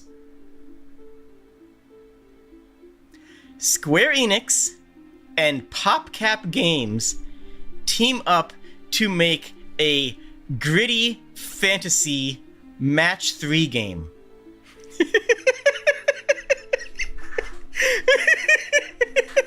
Not even kidding. It has Pokemon mechanics too. It has Pokemon mechanics.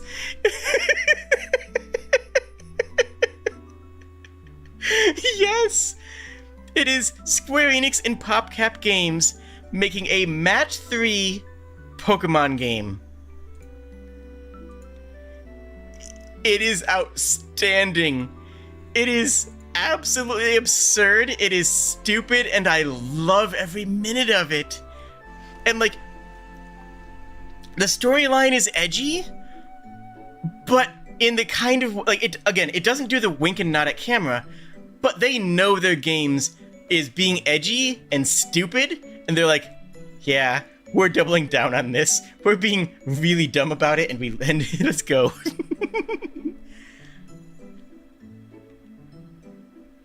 Your combat mechanics are like Puzzle Quest, where you have to match 3 to level up your attacks, and then your attacks go onto the board, and you need to match your attack, and then it will break.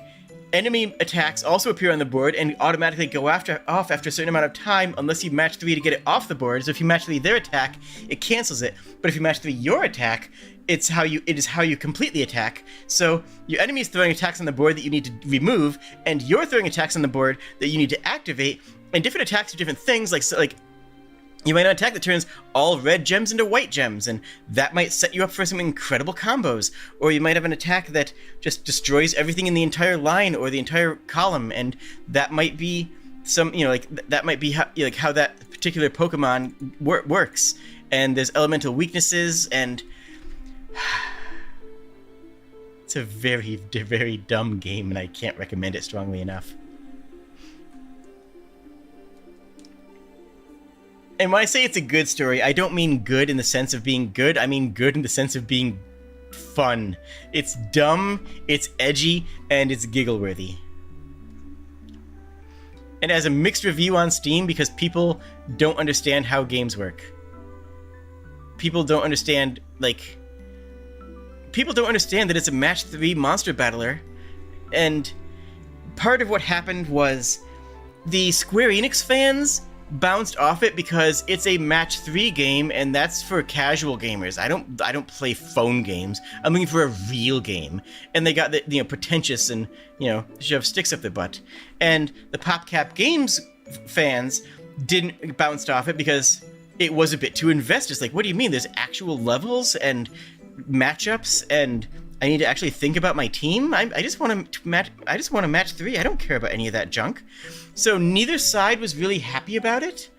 So the reviews from everybody who started out playing it were doomed from the start because, again, it's a PopCap Square Enix collab, and the PopCap people didn't like the more RPG-esque mechanics of the Square Enix side, and the Square Enix people didn't like the match 3 casual mechanics of the PopCap side, and both of them missed up a fantastic game because they refused to meet it in the middle. Also came out in 2009, and that's when people were refusing to meet things in the middle. And there was a huge divide between casual gamers who play games on their phone and hardcore gamers who have a PC, the master PC race. It was a very dumb time. It was a very dumb time. We live in dumb times now, but that doesn't mean that times before that were not dumb too. They were very dumb. They still are, in different ways.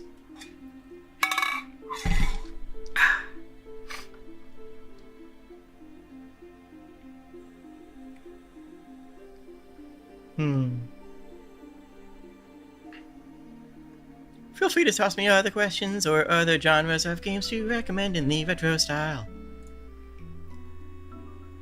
Again? Hello, yes. Bouncer? I never played that one, actually. I've heard of it, clearly, but, I never actually played it.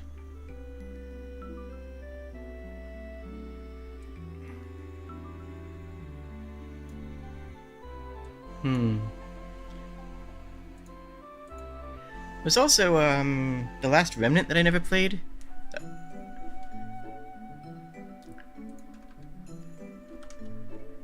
Yeah, The Last Remnant. Never played that one either. Glass Cup? No, metal. It's a metal. You still see Master PC race people out in the wilds on the internet? Wow. That's kind of sad.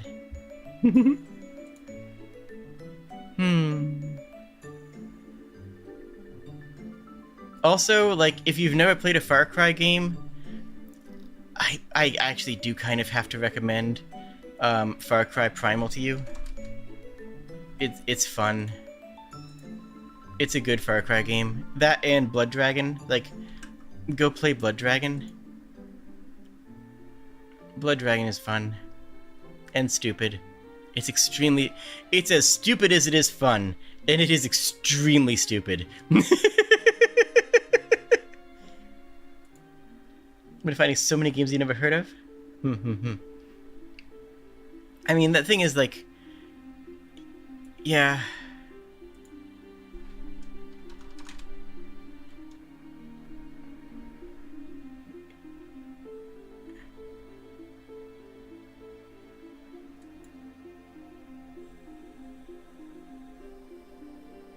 I actually need to update this.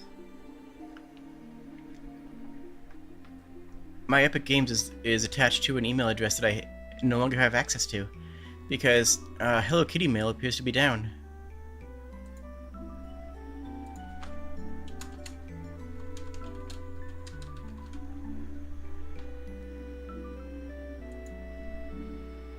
Can I change my email?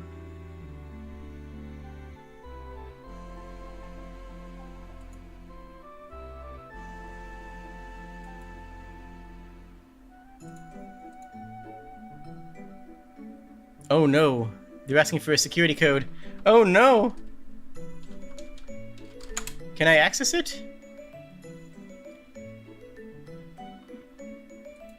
Oh no!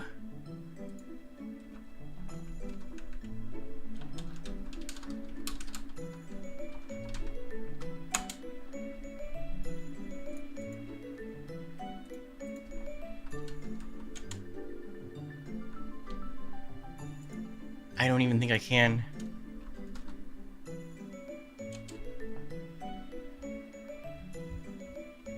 Goodness. How can I even recover? Can I even recover password?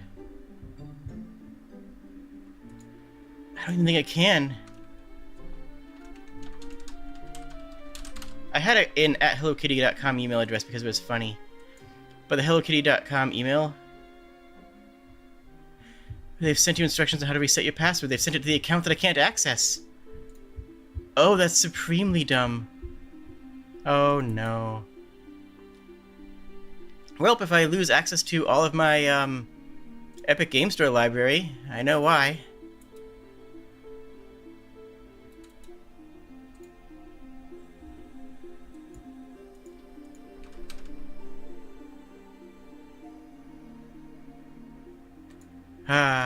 So I was just checking to make sure I still had access to Far Cry Primal. I'm gonna check it here, because Far Cry Primal was fun, but it had the worst possible launch. Because it was literally...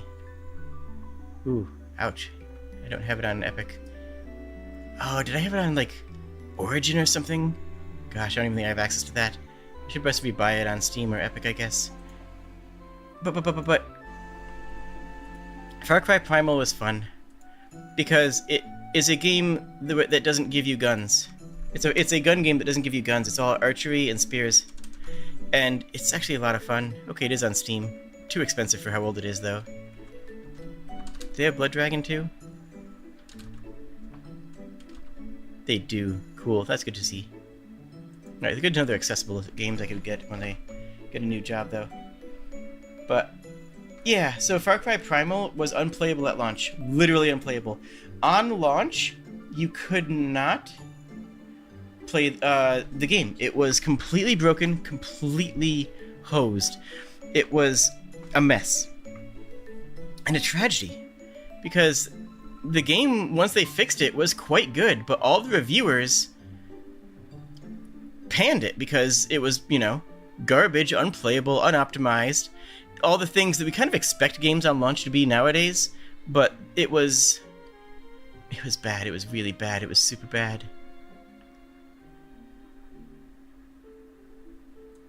And yeah, it never really got a chance to be anything other than a game that sucked. Despite being one of the most fun Far Cry games. There's a logo named Jade the Kobold, like Legend of Zelda. It's a little bit more designed to be more like a Final Fantasy logo. Yeah. It looks good though. Yo, we're about a week and a half away from the 5-month anniversary of me ordering new model stuff, and it still hasn't been completed. We're in the middle of the era before it went from yeah.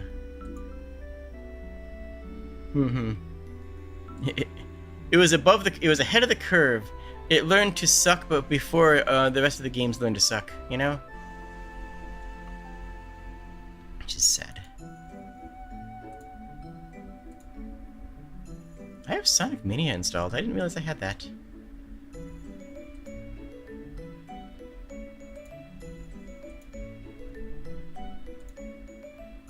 He's making me a bit of credit. Yeah, but we had higher expectations. We expected them to be making good games, you know?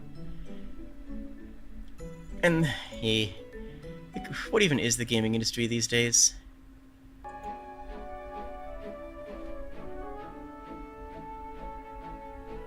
I don't even know. It's just sometimes a mess. Any recommendations for good characters and story that are relatively chill mechanically? Honestly, yeah, lots of them.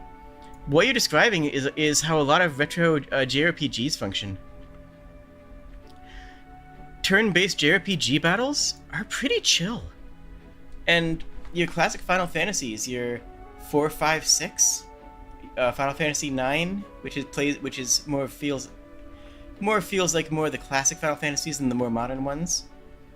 Those are games with good characters and stories that are very chill mechanically because every combat is turn-based. You don't have to worry about, rushing.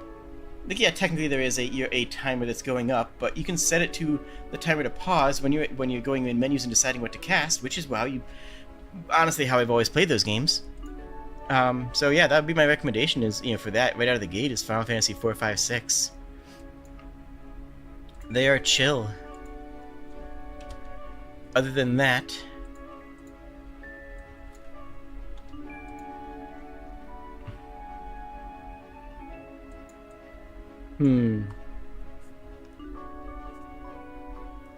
Good characters and story. Octopath Traveler. Go play Octopath Traveler 1 and 2. Go play Octopath Traveler 1, then go play Octopath Traveler 2. Phenomenal games. Really cannot recommend them highly enough. Just absolutely delightful experiences, a lot of them. Again, it's a very classic JRPG, but like in a good way. And if you're gonna play Octopath Traveler, I recommend... The way I did it is I've got 4 characters, and then I played through all the storylines available with them, and then I got the other 4 characters and played through all the storylines available with that group. That way each group was at the same... was of a parity of levels, Instead of switching around my group around all the time, I basically played it as if it was 2 games, and picked 4 characters from each.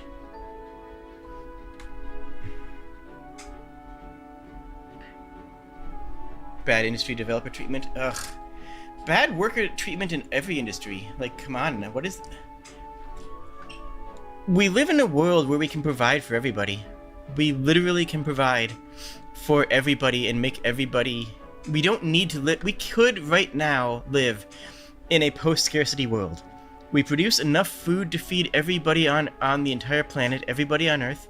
We produce enough money to support every individual with housing. We have no reason for the world that we live in to suck, other than that it makes certain people a lot of money so that they can live better lives than everybody else at the cost of the rest of us. Reward them for the world they've created. We have tools for this. They're about 4 meters tall, and they come with a large metal blade that falls. And that's my statement there. I picked up Might and Magic 10 to play and be mad about. I can't even get it to work, and I'm sad about it. Yeah, eat the rich, seriously. If you want another, I guess that's not chill, though. But, like, way too many people sleep on Chimera Squad.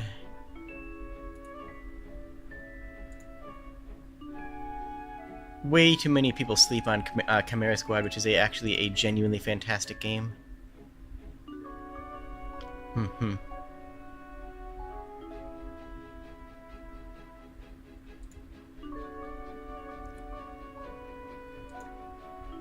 yeah, I have a man-eater. I forgot about that.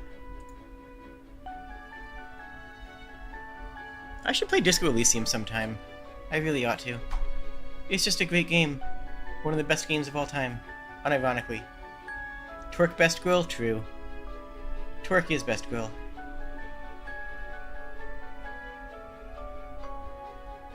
Arguably some story problems in which? No, Twerk is a delight. So amazing Disco managed to get popular. Yeah, it really is phenomenal. Absolutely is. Did I say the characters? Yeah. Chimera Squad really... The way I always played XCOM is that I would not reload a turn. I would not save scum by that definition. But if I lost characters, I would reload the mission and replay the mission from the start. And Chimera Squad basically says, yeah, that's the intended way to play. Do that. That's intentional. Play it that way. And I'm like, yeah, heck yeah, I will. Please, let's go. Let's do this. And I like it. It's good.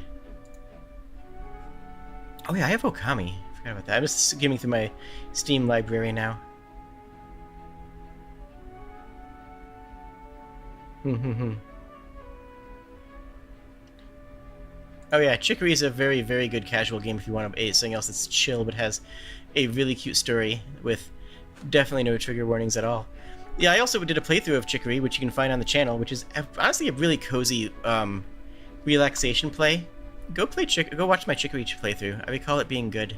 I mean, the playthrough. Obviously, the game's good, but I recall it being a good playthrough as well. It's very old on the channel, though.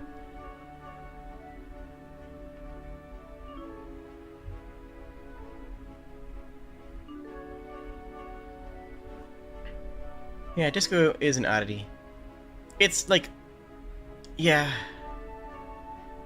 It goes into all of its topics with education is a really good way of phrasing it. Like, is it a political game? Yes, but like in the political theory style, not in the actual politics style. Like, and that's what makes it so good. Is it makes you think about what politics means as opposed to modern idea of what politics you have to follow, otherwise you're going to be executed, you know?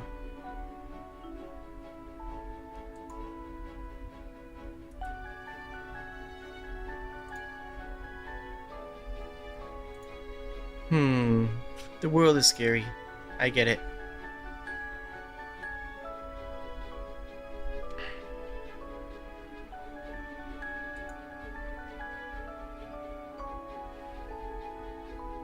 Somehow it pushed through all the industry garbage and got its voice heard simply on the backbone of being really, really good.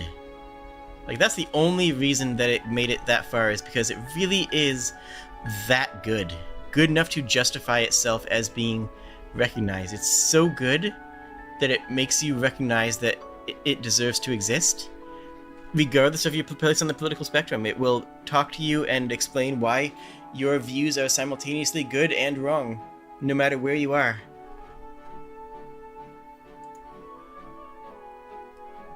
Oh, but it's a left-wing game. Oh no, it chews up left-wing ideology as well, because there's nothing more leftist than making fun of other people on the left. Infighting is a part of our nature.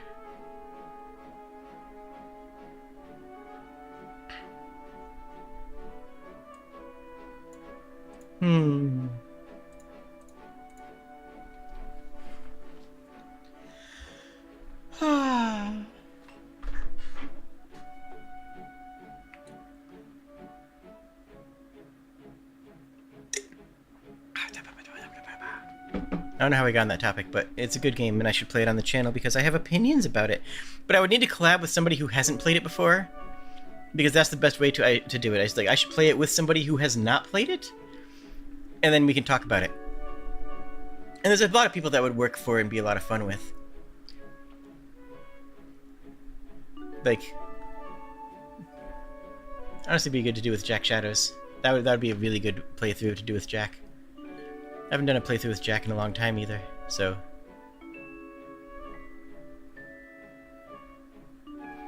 There also is a Dissidia modern game. Dissidia NT. I have no idea if it's worth playing, though. Really? Ishtola's in there? Oh. So I'm just looking at the characters, and you have the basic ones. You have the ones you expect. Terra, Furion, Warrior of Light, Onion Knight, Cecil. Yeah. But then you have Noctis and Ishtola, and it's like, oh, okay. Didn't expect to see you here. And then Shantoto is still in it, which is good. You need to have Shantoto there. Shantoto, best girl.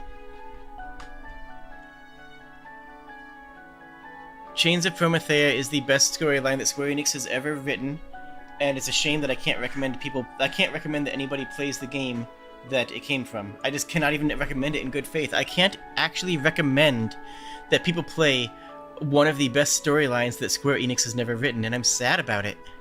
It's like the saddest about it.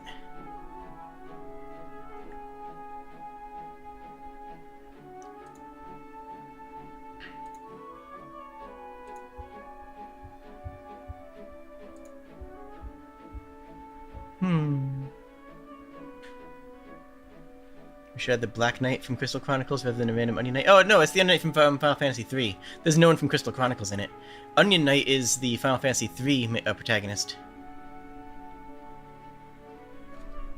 I agree. If you're playing Crystal Chronicles, yeah, they could have grabbed Black Knight, but Onion Knight is not in there because of Crystal Chronicles.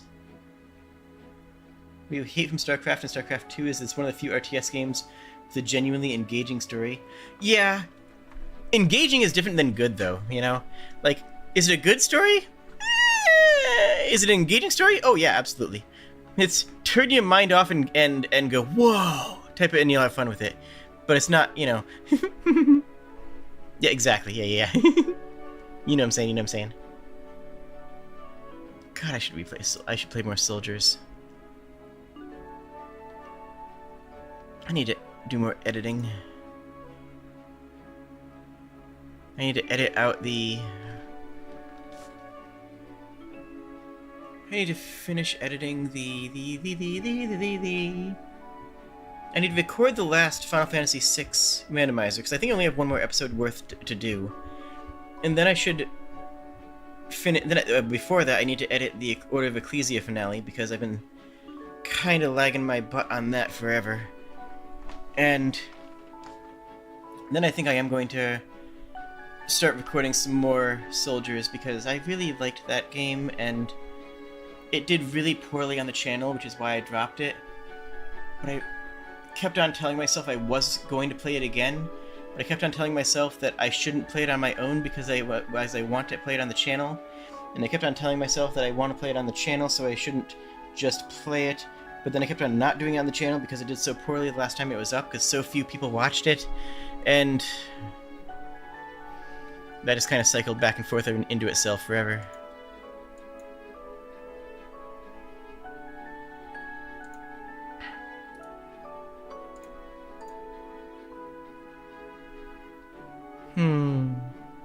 I'd like to do more Kaichu as well, because that Kaichu episode we did was a lot of fun and very good and emotionally thoughtful. That's why it's still one of the default things to see when you go to my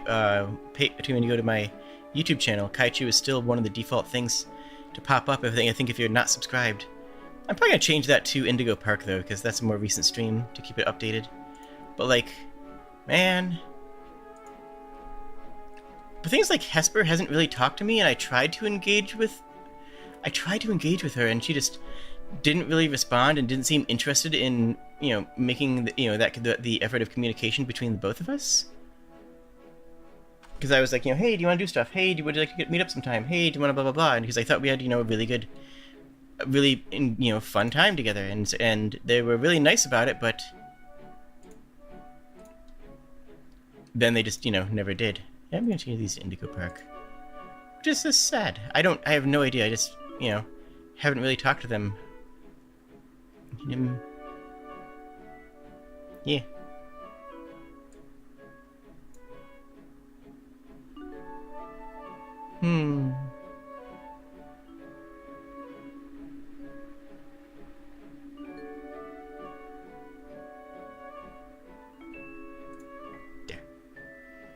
Kaichu? K-A-I-C-H-U. Kaichu.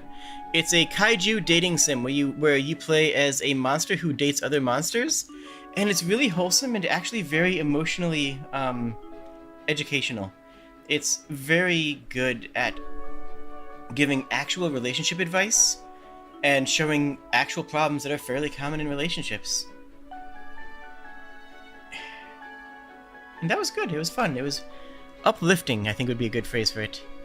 It was a good stream. I recommend checking it out. Again, my style is more accessible in the VOD, If you want to look at some of my older stuff, you can feel free to, and it'll still be a lot of fun. You don't need to worry about watching the newest stuff, because the older stuff on the channel, I believe, is still just as good as the newer stuff, and it doesn't feel bad to watch out when it's not live. Because that's the biggest thing for me. Is it doesn't feel... Yeah.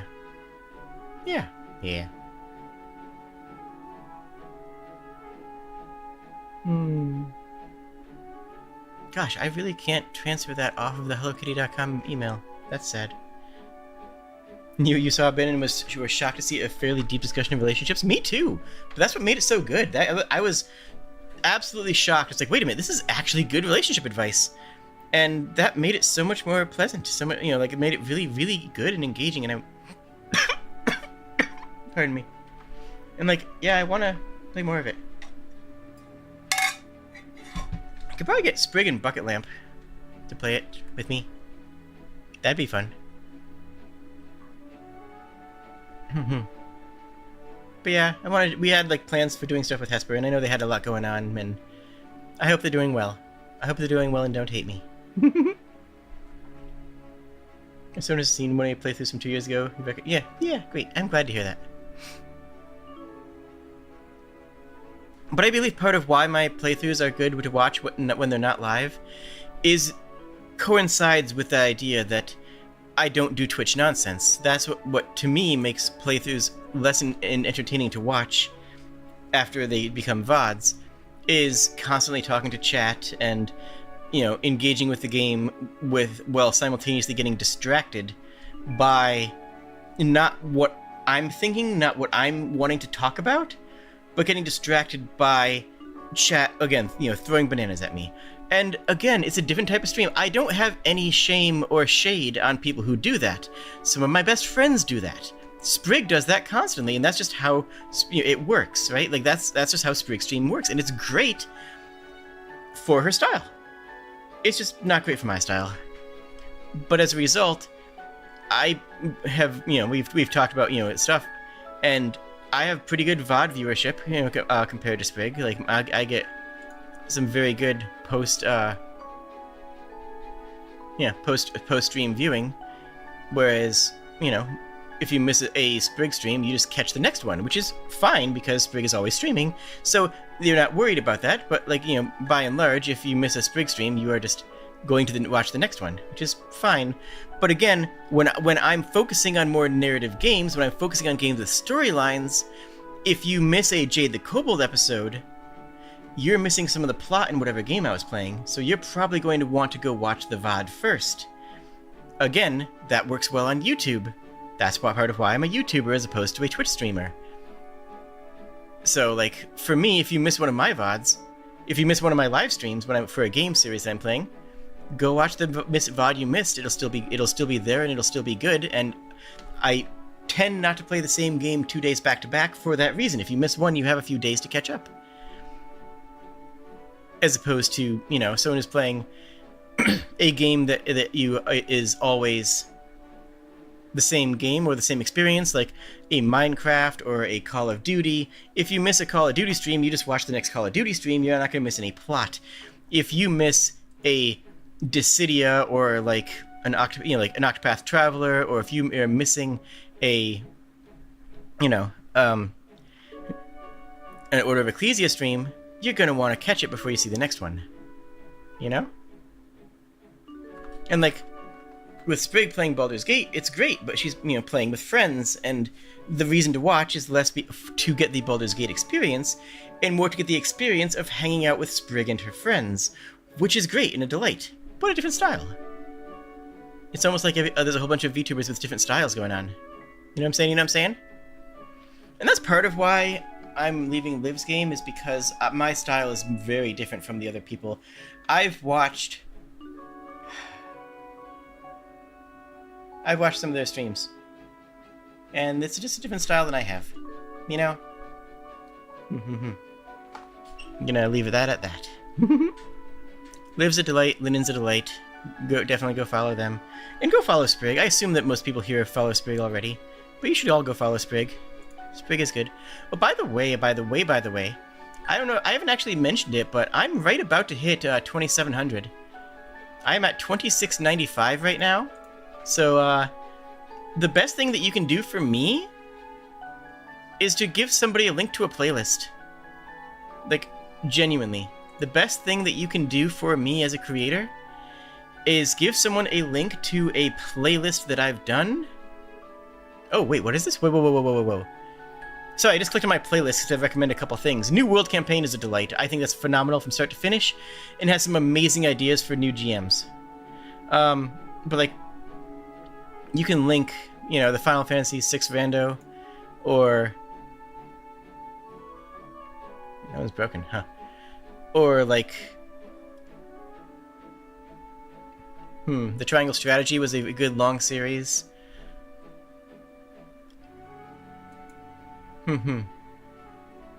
Dark Souls 2 full playthrough was fun. I believe there was only 4 episodes of Titanfall 2. That seems wrong.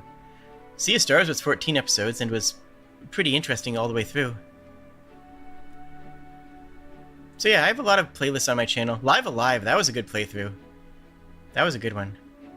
Final Fantasy V 4-Job Fiesta. If you don't know what 4-Job Fiesta is, check that out. Apparently, YouTube is saying that some of my playlists have been categorized as podcasts? Which ones? I gotta find out. I mean, it makes sense. There are several playlists that I have that could be podcast style. I'm not seeing which ones, though. Chrono Trigger was a good one, but that's pretty old at this point. So was Prey. That was very old, but that was still an interesting playthrough. Metroid Dread as well. I've definitely gotten better since I've gotten my new model, but like my old Final Fantasy VI playthrough, I cry several times during that playthrough. I regret nothing. No, none of them are flagged. YouTube said, hey, oh wait, hold on, whoa, podcasts. No, okay, so it didn't. It lied to me. It said that some of my playlists were flagged as podcasts, and then none of them actually are. So you know, whatever. But yeah. If you want to give someone a link to one of my videos, honestly, Indigo Park is probably a really good one-off video to link people to. Or if you want to link them to a series, then any one of the more recent series is good, or you can go back to like, whatever you think is going to be entertaining. Gosh, remember when I played Dishonored? Really expected more people to be engaged in that. You hope the new one isn't like Other M? It shouldn't be. They learned their lesson. How was...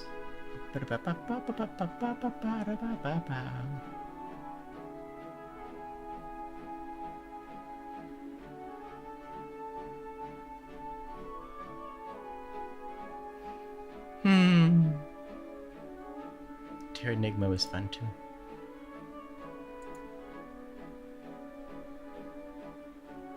Oh yeah, Illusion of Gaia. Did I ever get that? Hold on, I gotta see if that Illusion of Gaia ever got cleared. Holy crap, it did. So, Illusion of Gaia, also a fantastic playlist to link people, a delightful game, highly recommend it. If you haven't watched it, go watch the Illusion of Gaia playlist. It's a very, very good game. It is unironically one of the best games of all time. Illusion of Gaia is outstanding. And you can see the game that traumatized me growing up.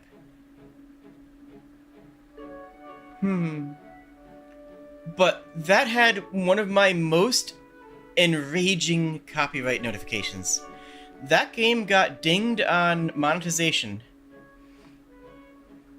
And I would have been okay if it was actually a legitimate ding. Like, I don't mind that much if it is, like, Square Enix, says, like, hey, that's our song. I'm like, you know what? It is. Sure. I'll profit share with you on that ad revenue. I don't care. I'm not making enough money to live off of ad revenue anyways, so whatever.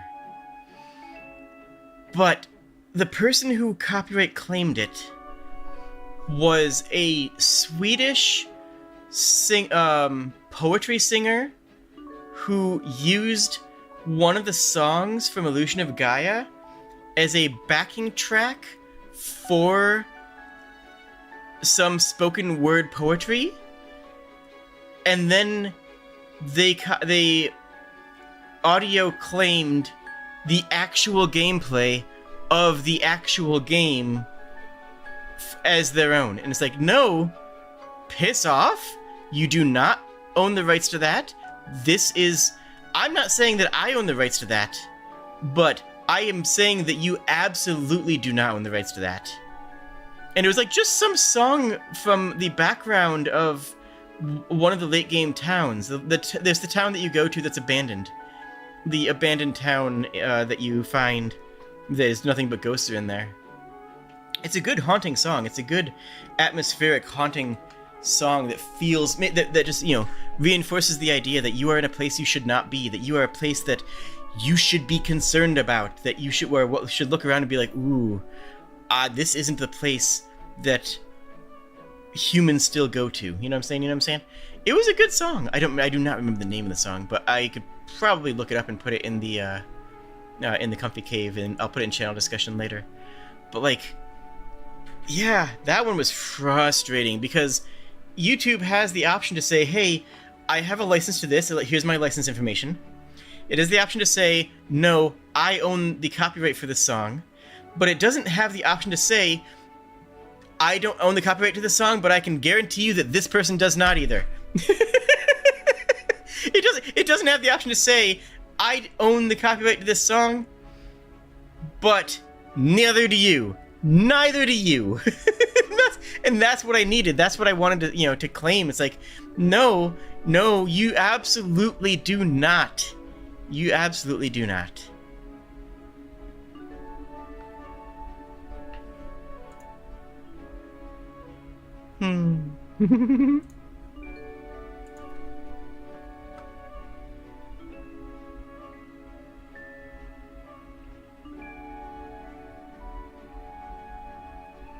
Dissidia got 69 more views, nice, since it streamed, which is weird because I don't feel like I'm performing fantastic on that series. You know what I'm saying? I don't feel like either my commentary or my gameplay is superb in the Dissidia series, but it's getting clicks, which is good. But I also feel like my frustration is coming through, and I don't always like how that voice feels on stream, you know? So I don't really know what to do with that information. Maybe for the decision to see it does come through. I mean, I'm sure it does. I've been extremely frustrated at that game. And I don't think unfairly. Like, I don't think I'm unfairly frustrated either. But, like, people coming in being like, oh, hey, you feel Dissidia. And it's just like, if you like Dissidia, I don't know if you're gonna like the stream because I'm kind of yelling at the game. You know what I mean?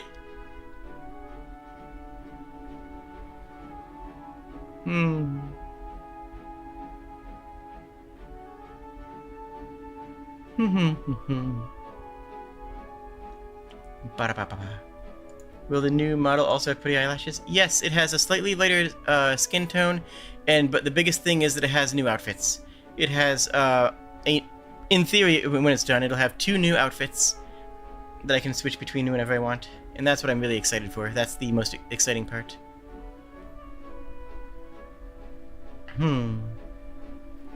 Also, like, it has, more, appropriately sized... I've outgrown this model.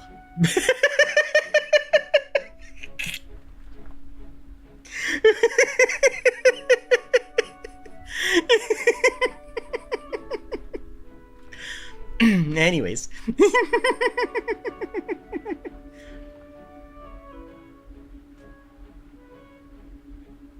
In some ways I am very small, in other ways I am significantly less small.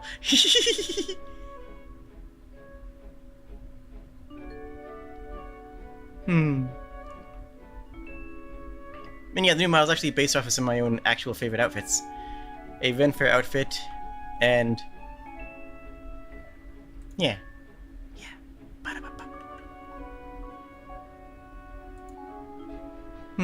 Yeah. I think I should probably go start editing Ecclesia tonight, so that I actually have it edited, so that I can upload it, so you guys can see it, and you can be angry at me less for, you know,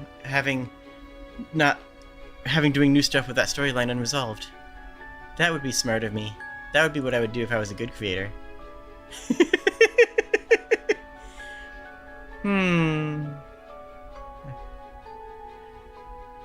See, the problem is I need a new job, but I'm still technically working at my other job, so like I don't actually have time.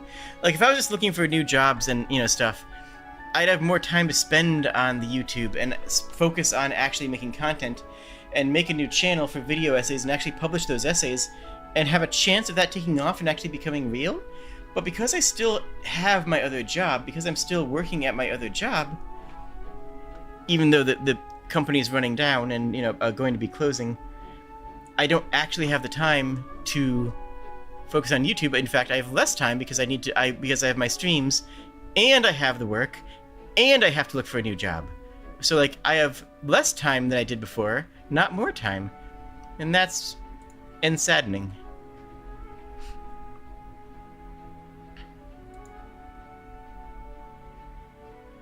I mean, that would be appreciated, but it's certainly not necessary. My biggest problem right now is time and employment. Like a couple bucks isn't going to give me, the $25K a year that I need to survive. I think being small is that you can say, okay, screw it, dedicating time to this now. Yeah, it's like every fiber of my body is saying, just quit and become a full-time content creator. But like, would love that, but I'm not making enough to make that a justified thing. You know what I'm saying? I'm not at the point where that is actually a viable life career path. And I don't know if it can be a career path until I start a new channel and start putting out essays that are actually going to be getting tractions, because YouTube this channel grows slowly because it is what it is, and YouTube has me pretty well typecast as small content creator that focuses on ADHD gay furries, which is great. Shoutouts in chat for everybody, but that also means that I'm not hitting the wider audiences that I would need to be able to grow, which means I need to do it on a new channel, which means there's a lot of things. You can justify on Patreon until you're at like, yeah, because you're also working with 2 people there too. I have Ko-fi. Honestly, the best way to support me is Ko-fi, because that gives me all the money, and doing a recurring Ko-fi membership is good. Or a YouTube membership. That does give you early access to uploads. And like I said, I'm going to be doing more uploads in the future. It's inevitable, especially when I get new position jobs. That probably won't be as flexible on hour times.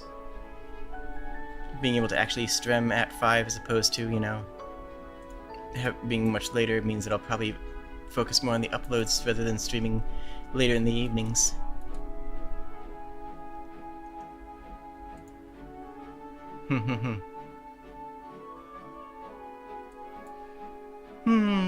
I think I'm going to wrap up here unless anyone has some more final questions. Have various ways? Yeah, Ko-fi is like Patreon, except that you get more money out of it. Ko-fi actually gives you the full amount for a $6 a month, $6 a month fee. You get the full money from all Ko-fi donations. So it's like, yeah, Ko-fi's worth. Versus Patreon, which takes a percentage. So Ko-fi scales better. And the other ways to support me is like YouTube memberships and super chats. But the best way to support me, realistically, is just help me grow, Spread the word of the gay lizard across the internet. And clip. I need more people to clip. Genuinely, I feel like I am failing as a streamer because I'm not making moments that are good enough for people to clip them and post them on Reddit and Twitter or other sites. I feel like I am not creating good enough clippable moments for people to clip them. And that's a failure that I need to work on so that I can make better content. That's something that I need to work on to improve upon. And I'm gonna keep on trying. I feel like I had some, especially earlier in the stream, I feel like I had a few moments that might be good, but if no one clips them, then that means that I have failed, and I just needed to work on it and try harder next time.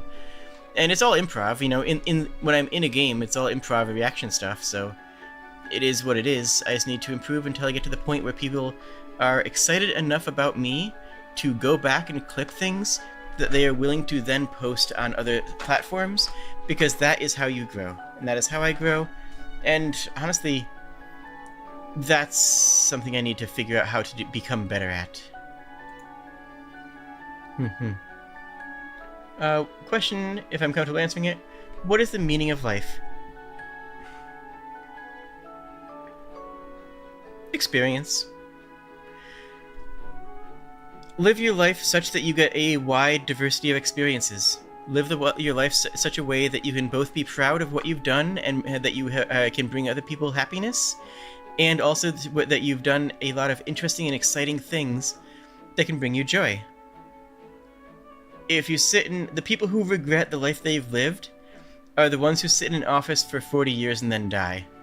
You know, the people who go out and find cool bugs and go hiking, or, you know, or go to strange events, or the people who live for the bit, the people who will fly halfway across the continent to do a road trip with somebody, the people who will get lost in a park, in a national park in the middle of a desert because they thought it would be funny, you know. Those are the people who are happier and more content with the lives that they've lived. The people who don't do anything and just sit down, you know. By all means, I hope that you do enjoy sitting down and watching my stuff, but I hope that other days you stand up and go out and do exciting things, because that's a life well lived. I've said it before, but it bears repeating. The classic Greek concept of hedonism is not somebody who drinks all the time and does drugs. The classic Greek hedonist, the hedonist, is someone who believes in pleasure and having a pleasurable experience. Helping other people brings me pleasure. Watching anime with my friends brings me pleasure. Streaming brings me great amount of pleasure, sharing my experiences. And at the end of the day, I consider myself to be a hedonist. I live for pleasure, but not in the, in the slutty way or in the drug-addled way, but rather in the way that involves, true joys. The joy of finding new things and new experiences and learning what they are and how it affects me. The joy of helping my friends and working with them to help them improve their lives or to bring happiness or excitement, or just simply being able to entertain people so that they can be happier with their daily life, so that when they wake up in the morning and go into when they go into whether it's work or play or whatever, they can remember something funny that happened with a silly lizard, where they were able to put away the fears and panics of the world and instead just engage and have a good time and relax and unwind. I've always said that I want this channel to feel like going over a friend's house and watching them play some games on their computer. Sitting next to them and just talking while they play a game and relax. And the idea of my dad's making hot dogs for dinner tonight. If you want to use the corded phone in the kitchen to call your parents and ask if you can stay over, you can, and then we can play some more video games together. Because that's the energy that I want to give. That's something that a lot of people, especially younger people these days, never had. The idea of actually sitting on the couch and playing a single player game with somebody and just engaging with it together as something that you can have fun with. And that's what this channel means to me, and that's what happiness means to me. So that is the meaning of life. The meaning of life is the pursuit of happiness, and yes, that means I'm a hedonist. But again, a hedonist is not a Roman lying back and eating and being fed grapes. A hedonist is somebody who believes in the pursuit of happiness as the greatest goal possible. And this also means long-term happiness, the long-term happiness of helping a friend and watching them become better and stronger, the long-term happiness of cultivating a relationship, with someone that you care about over the course of many years, and then, hanging out with them and even after you're at different stages of your life, flying out to visit them and just, having a good time. That is happiness. That is hedonism. That is the type of joy that I believe holds the most value for me.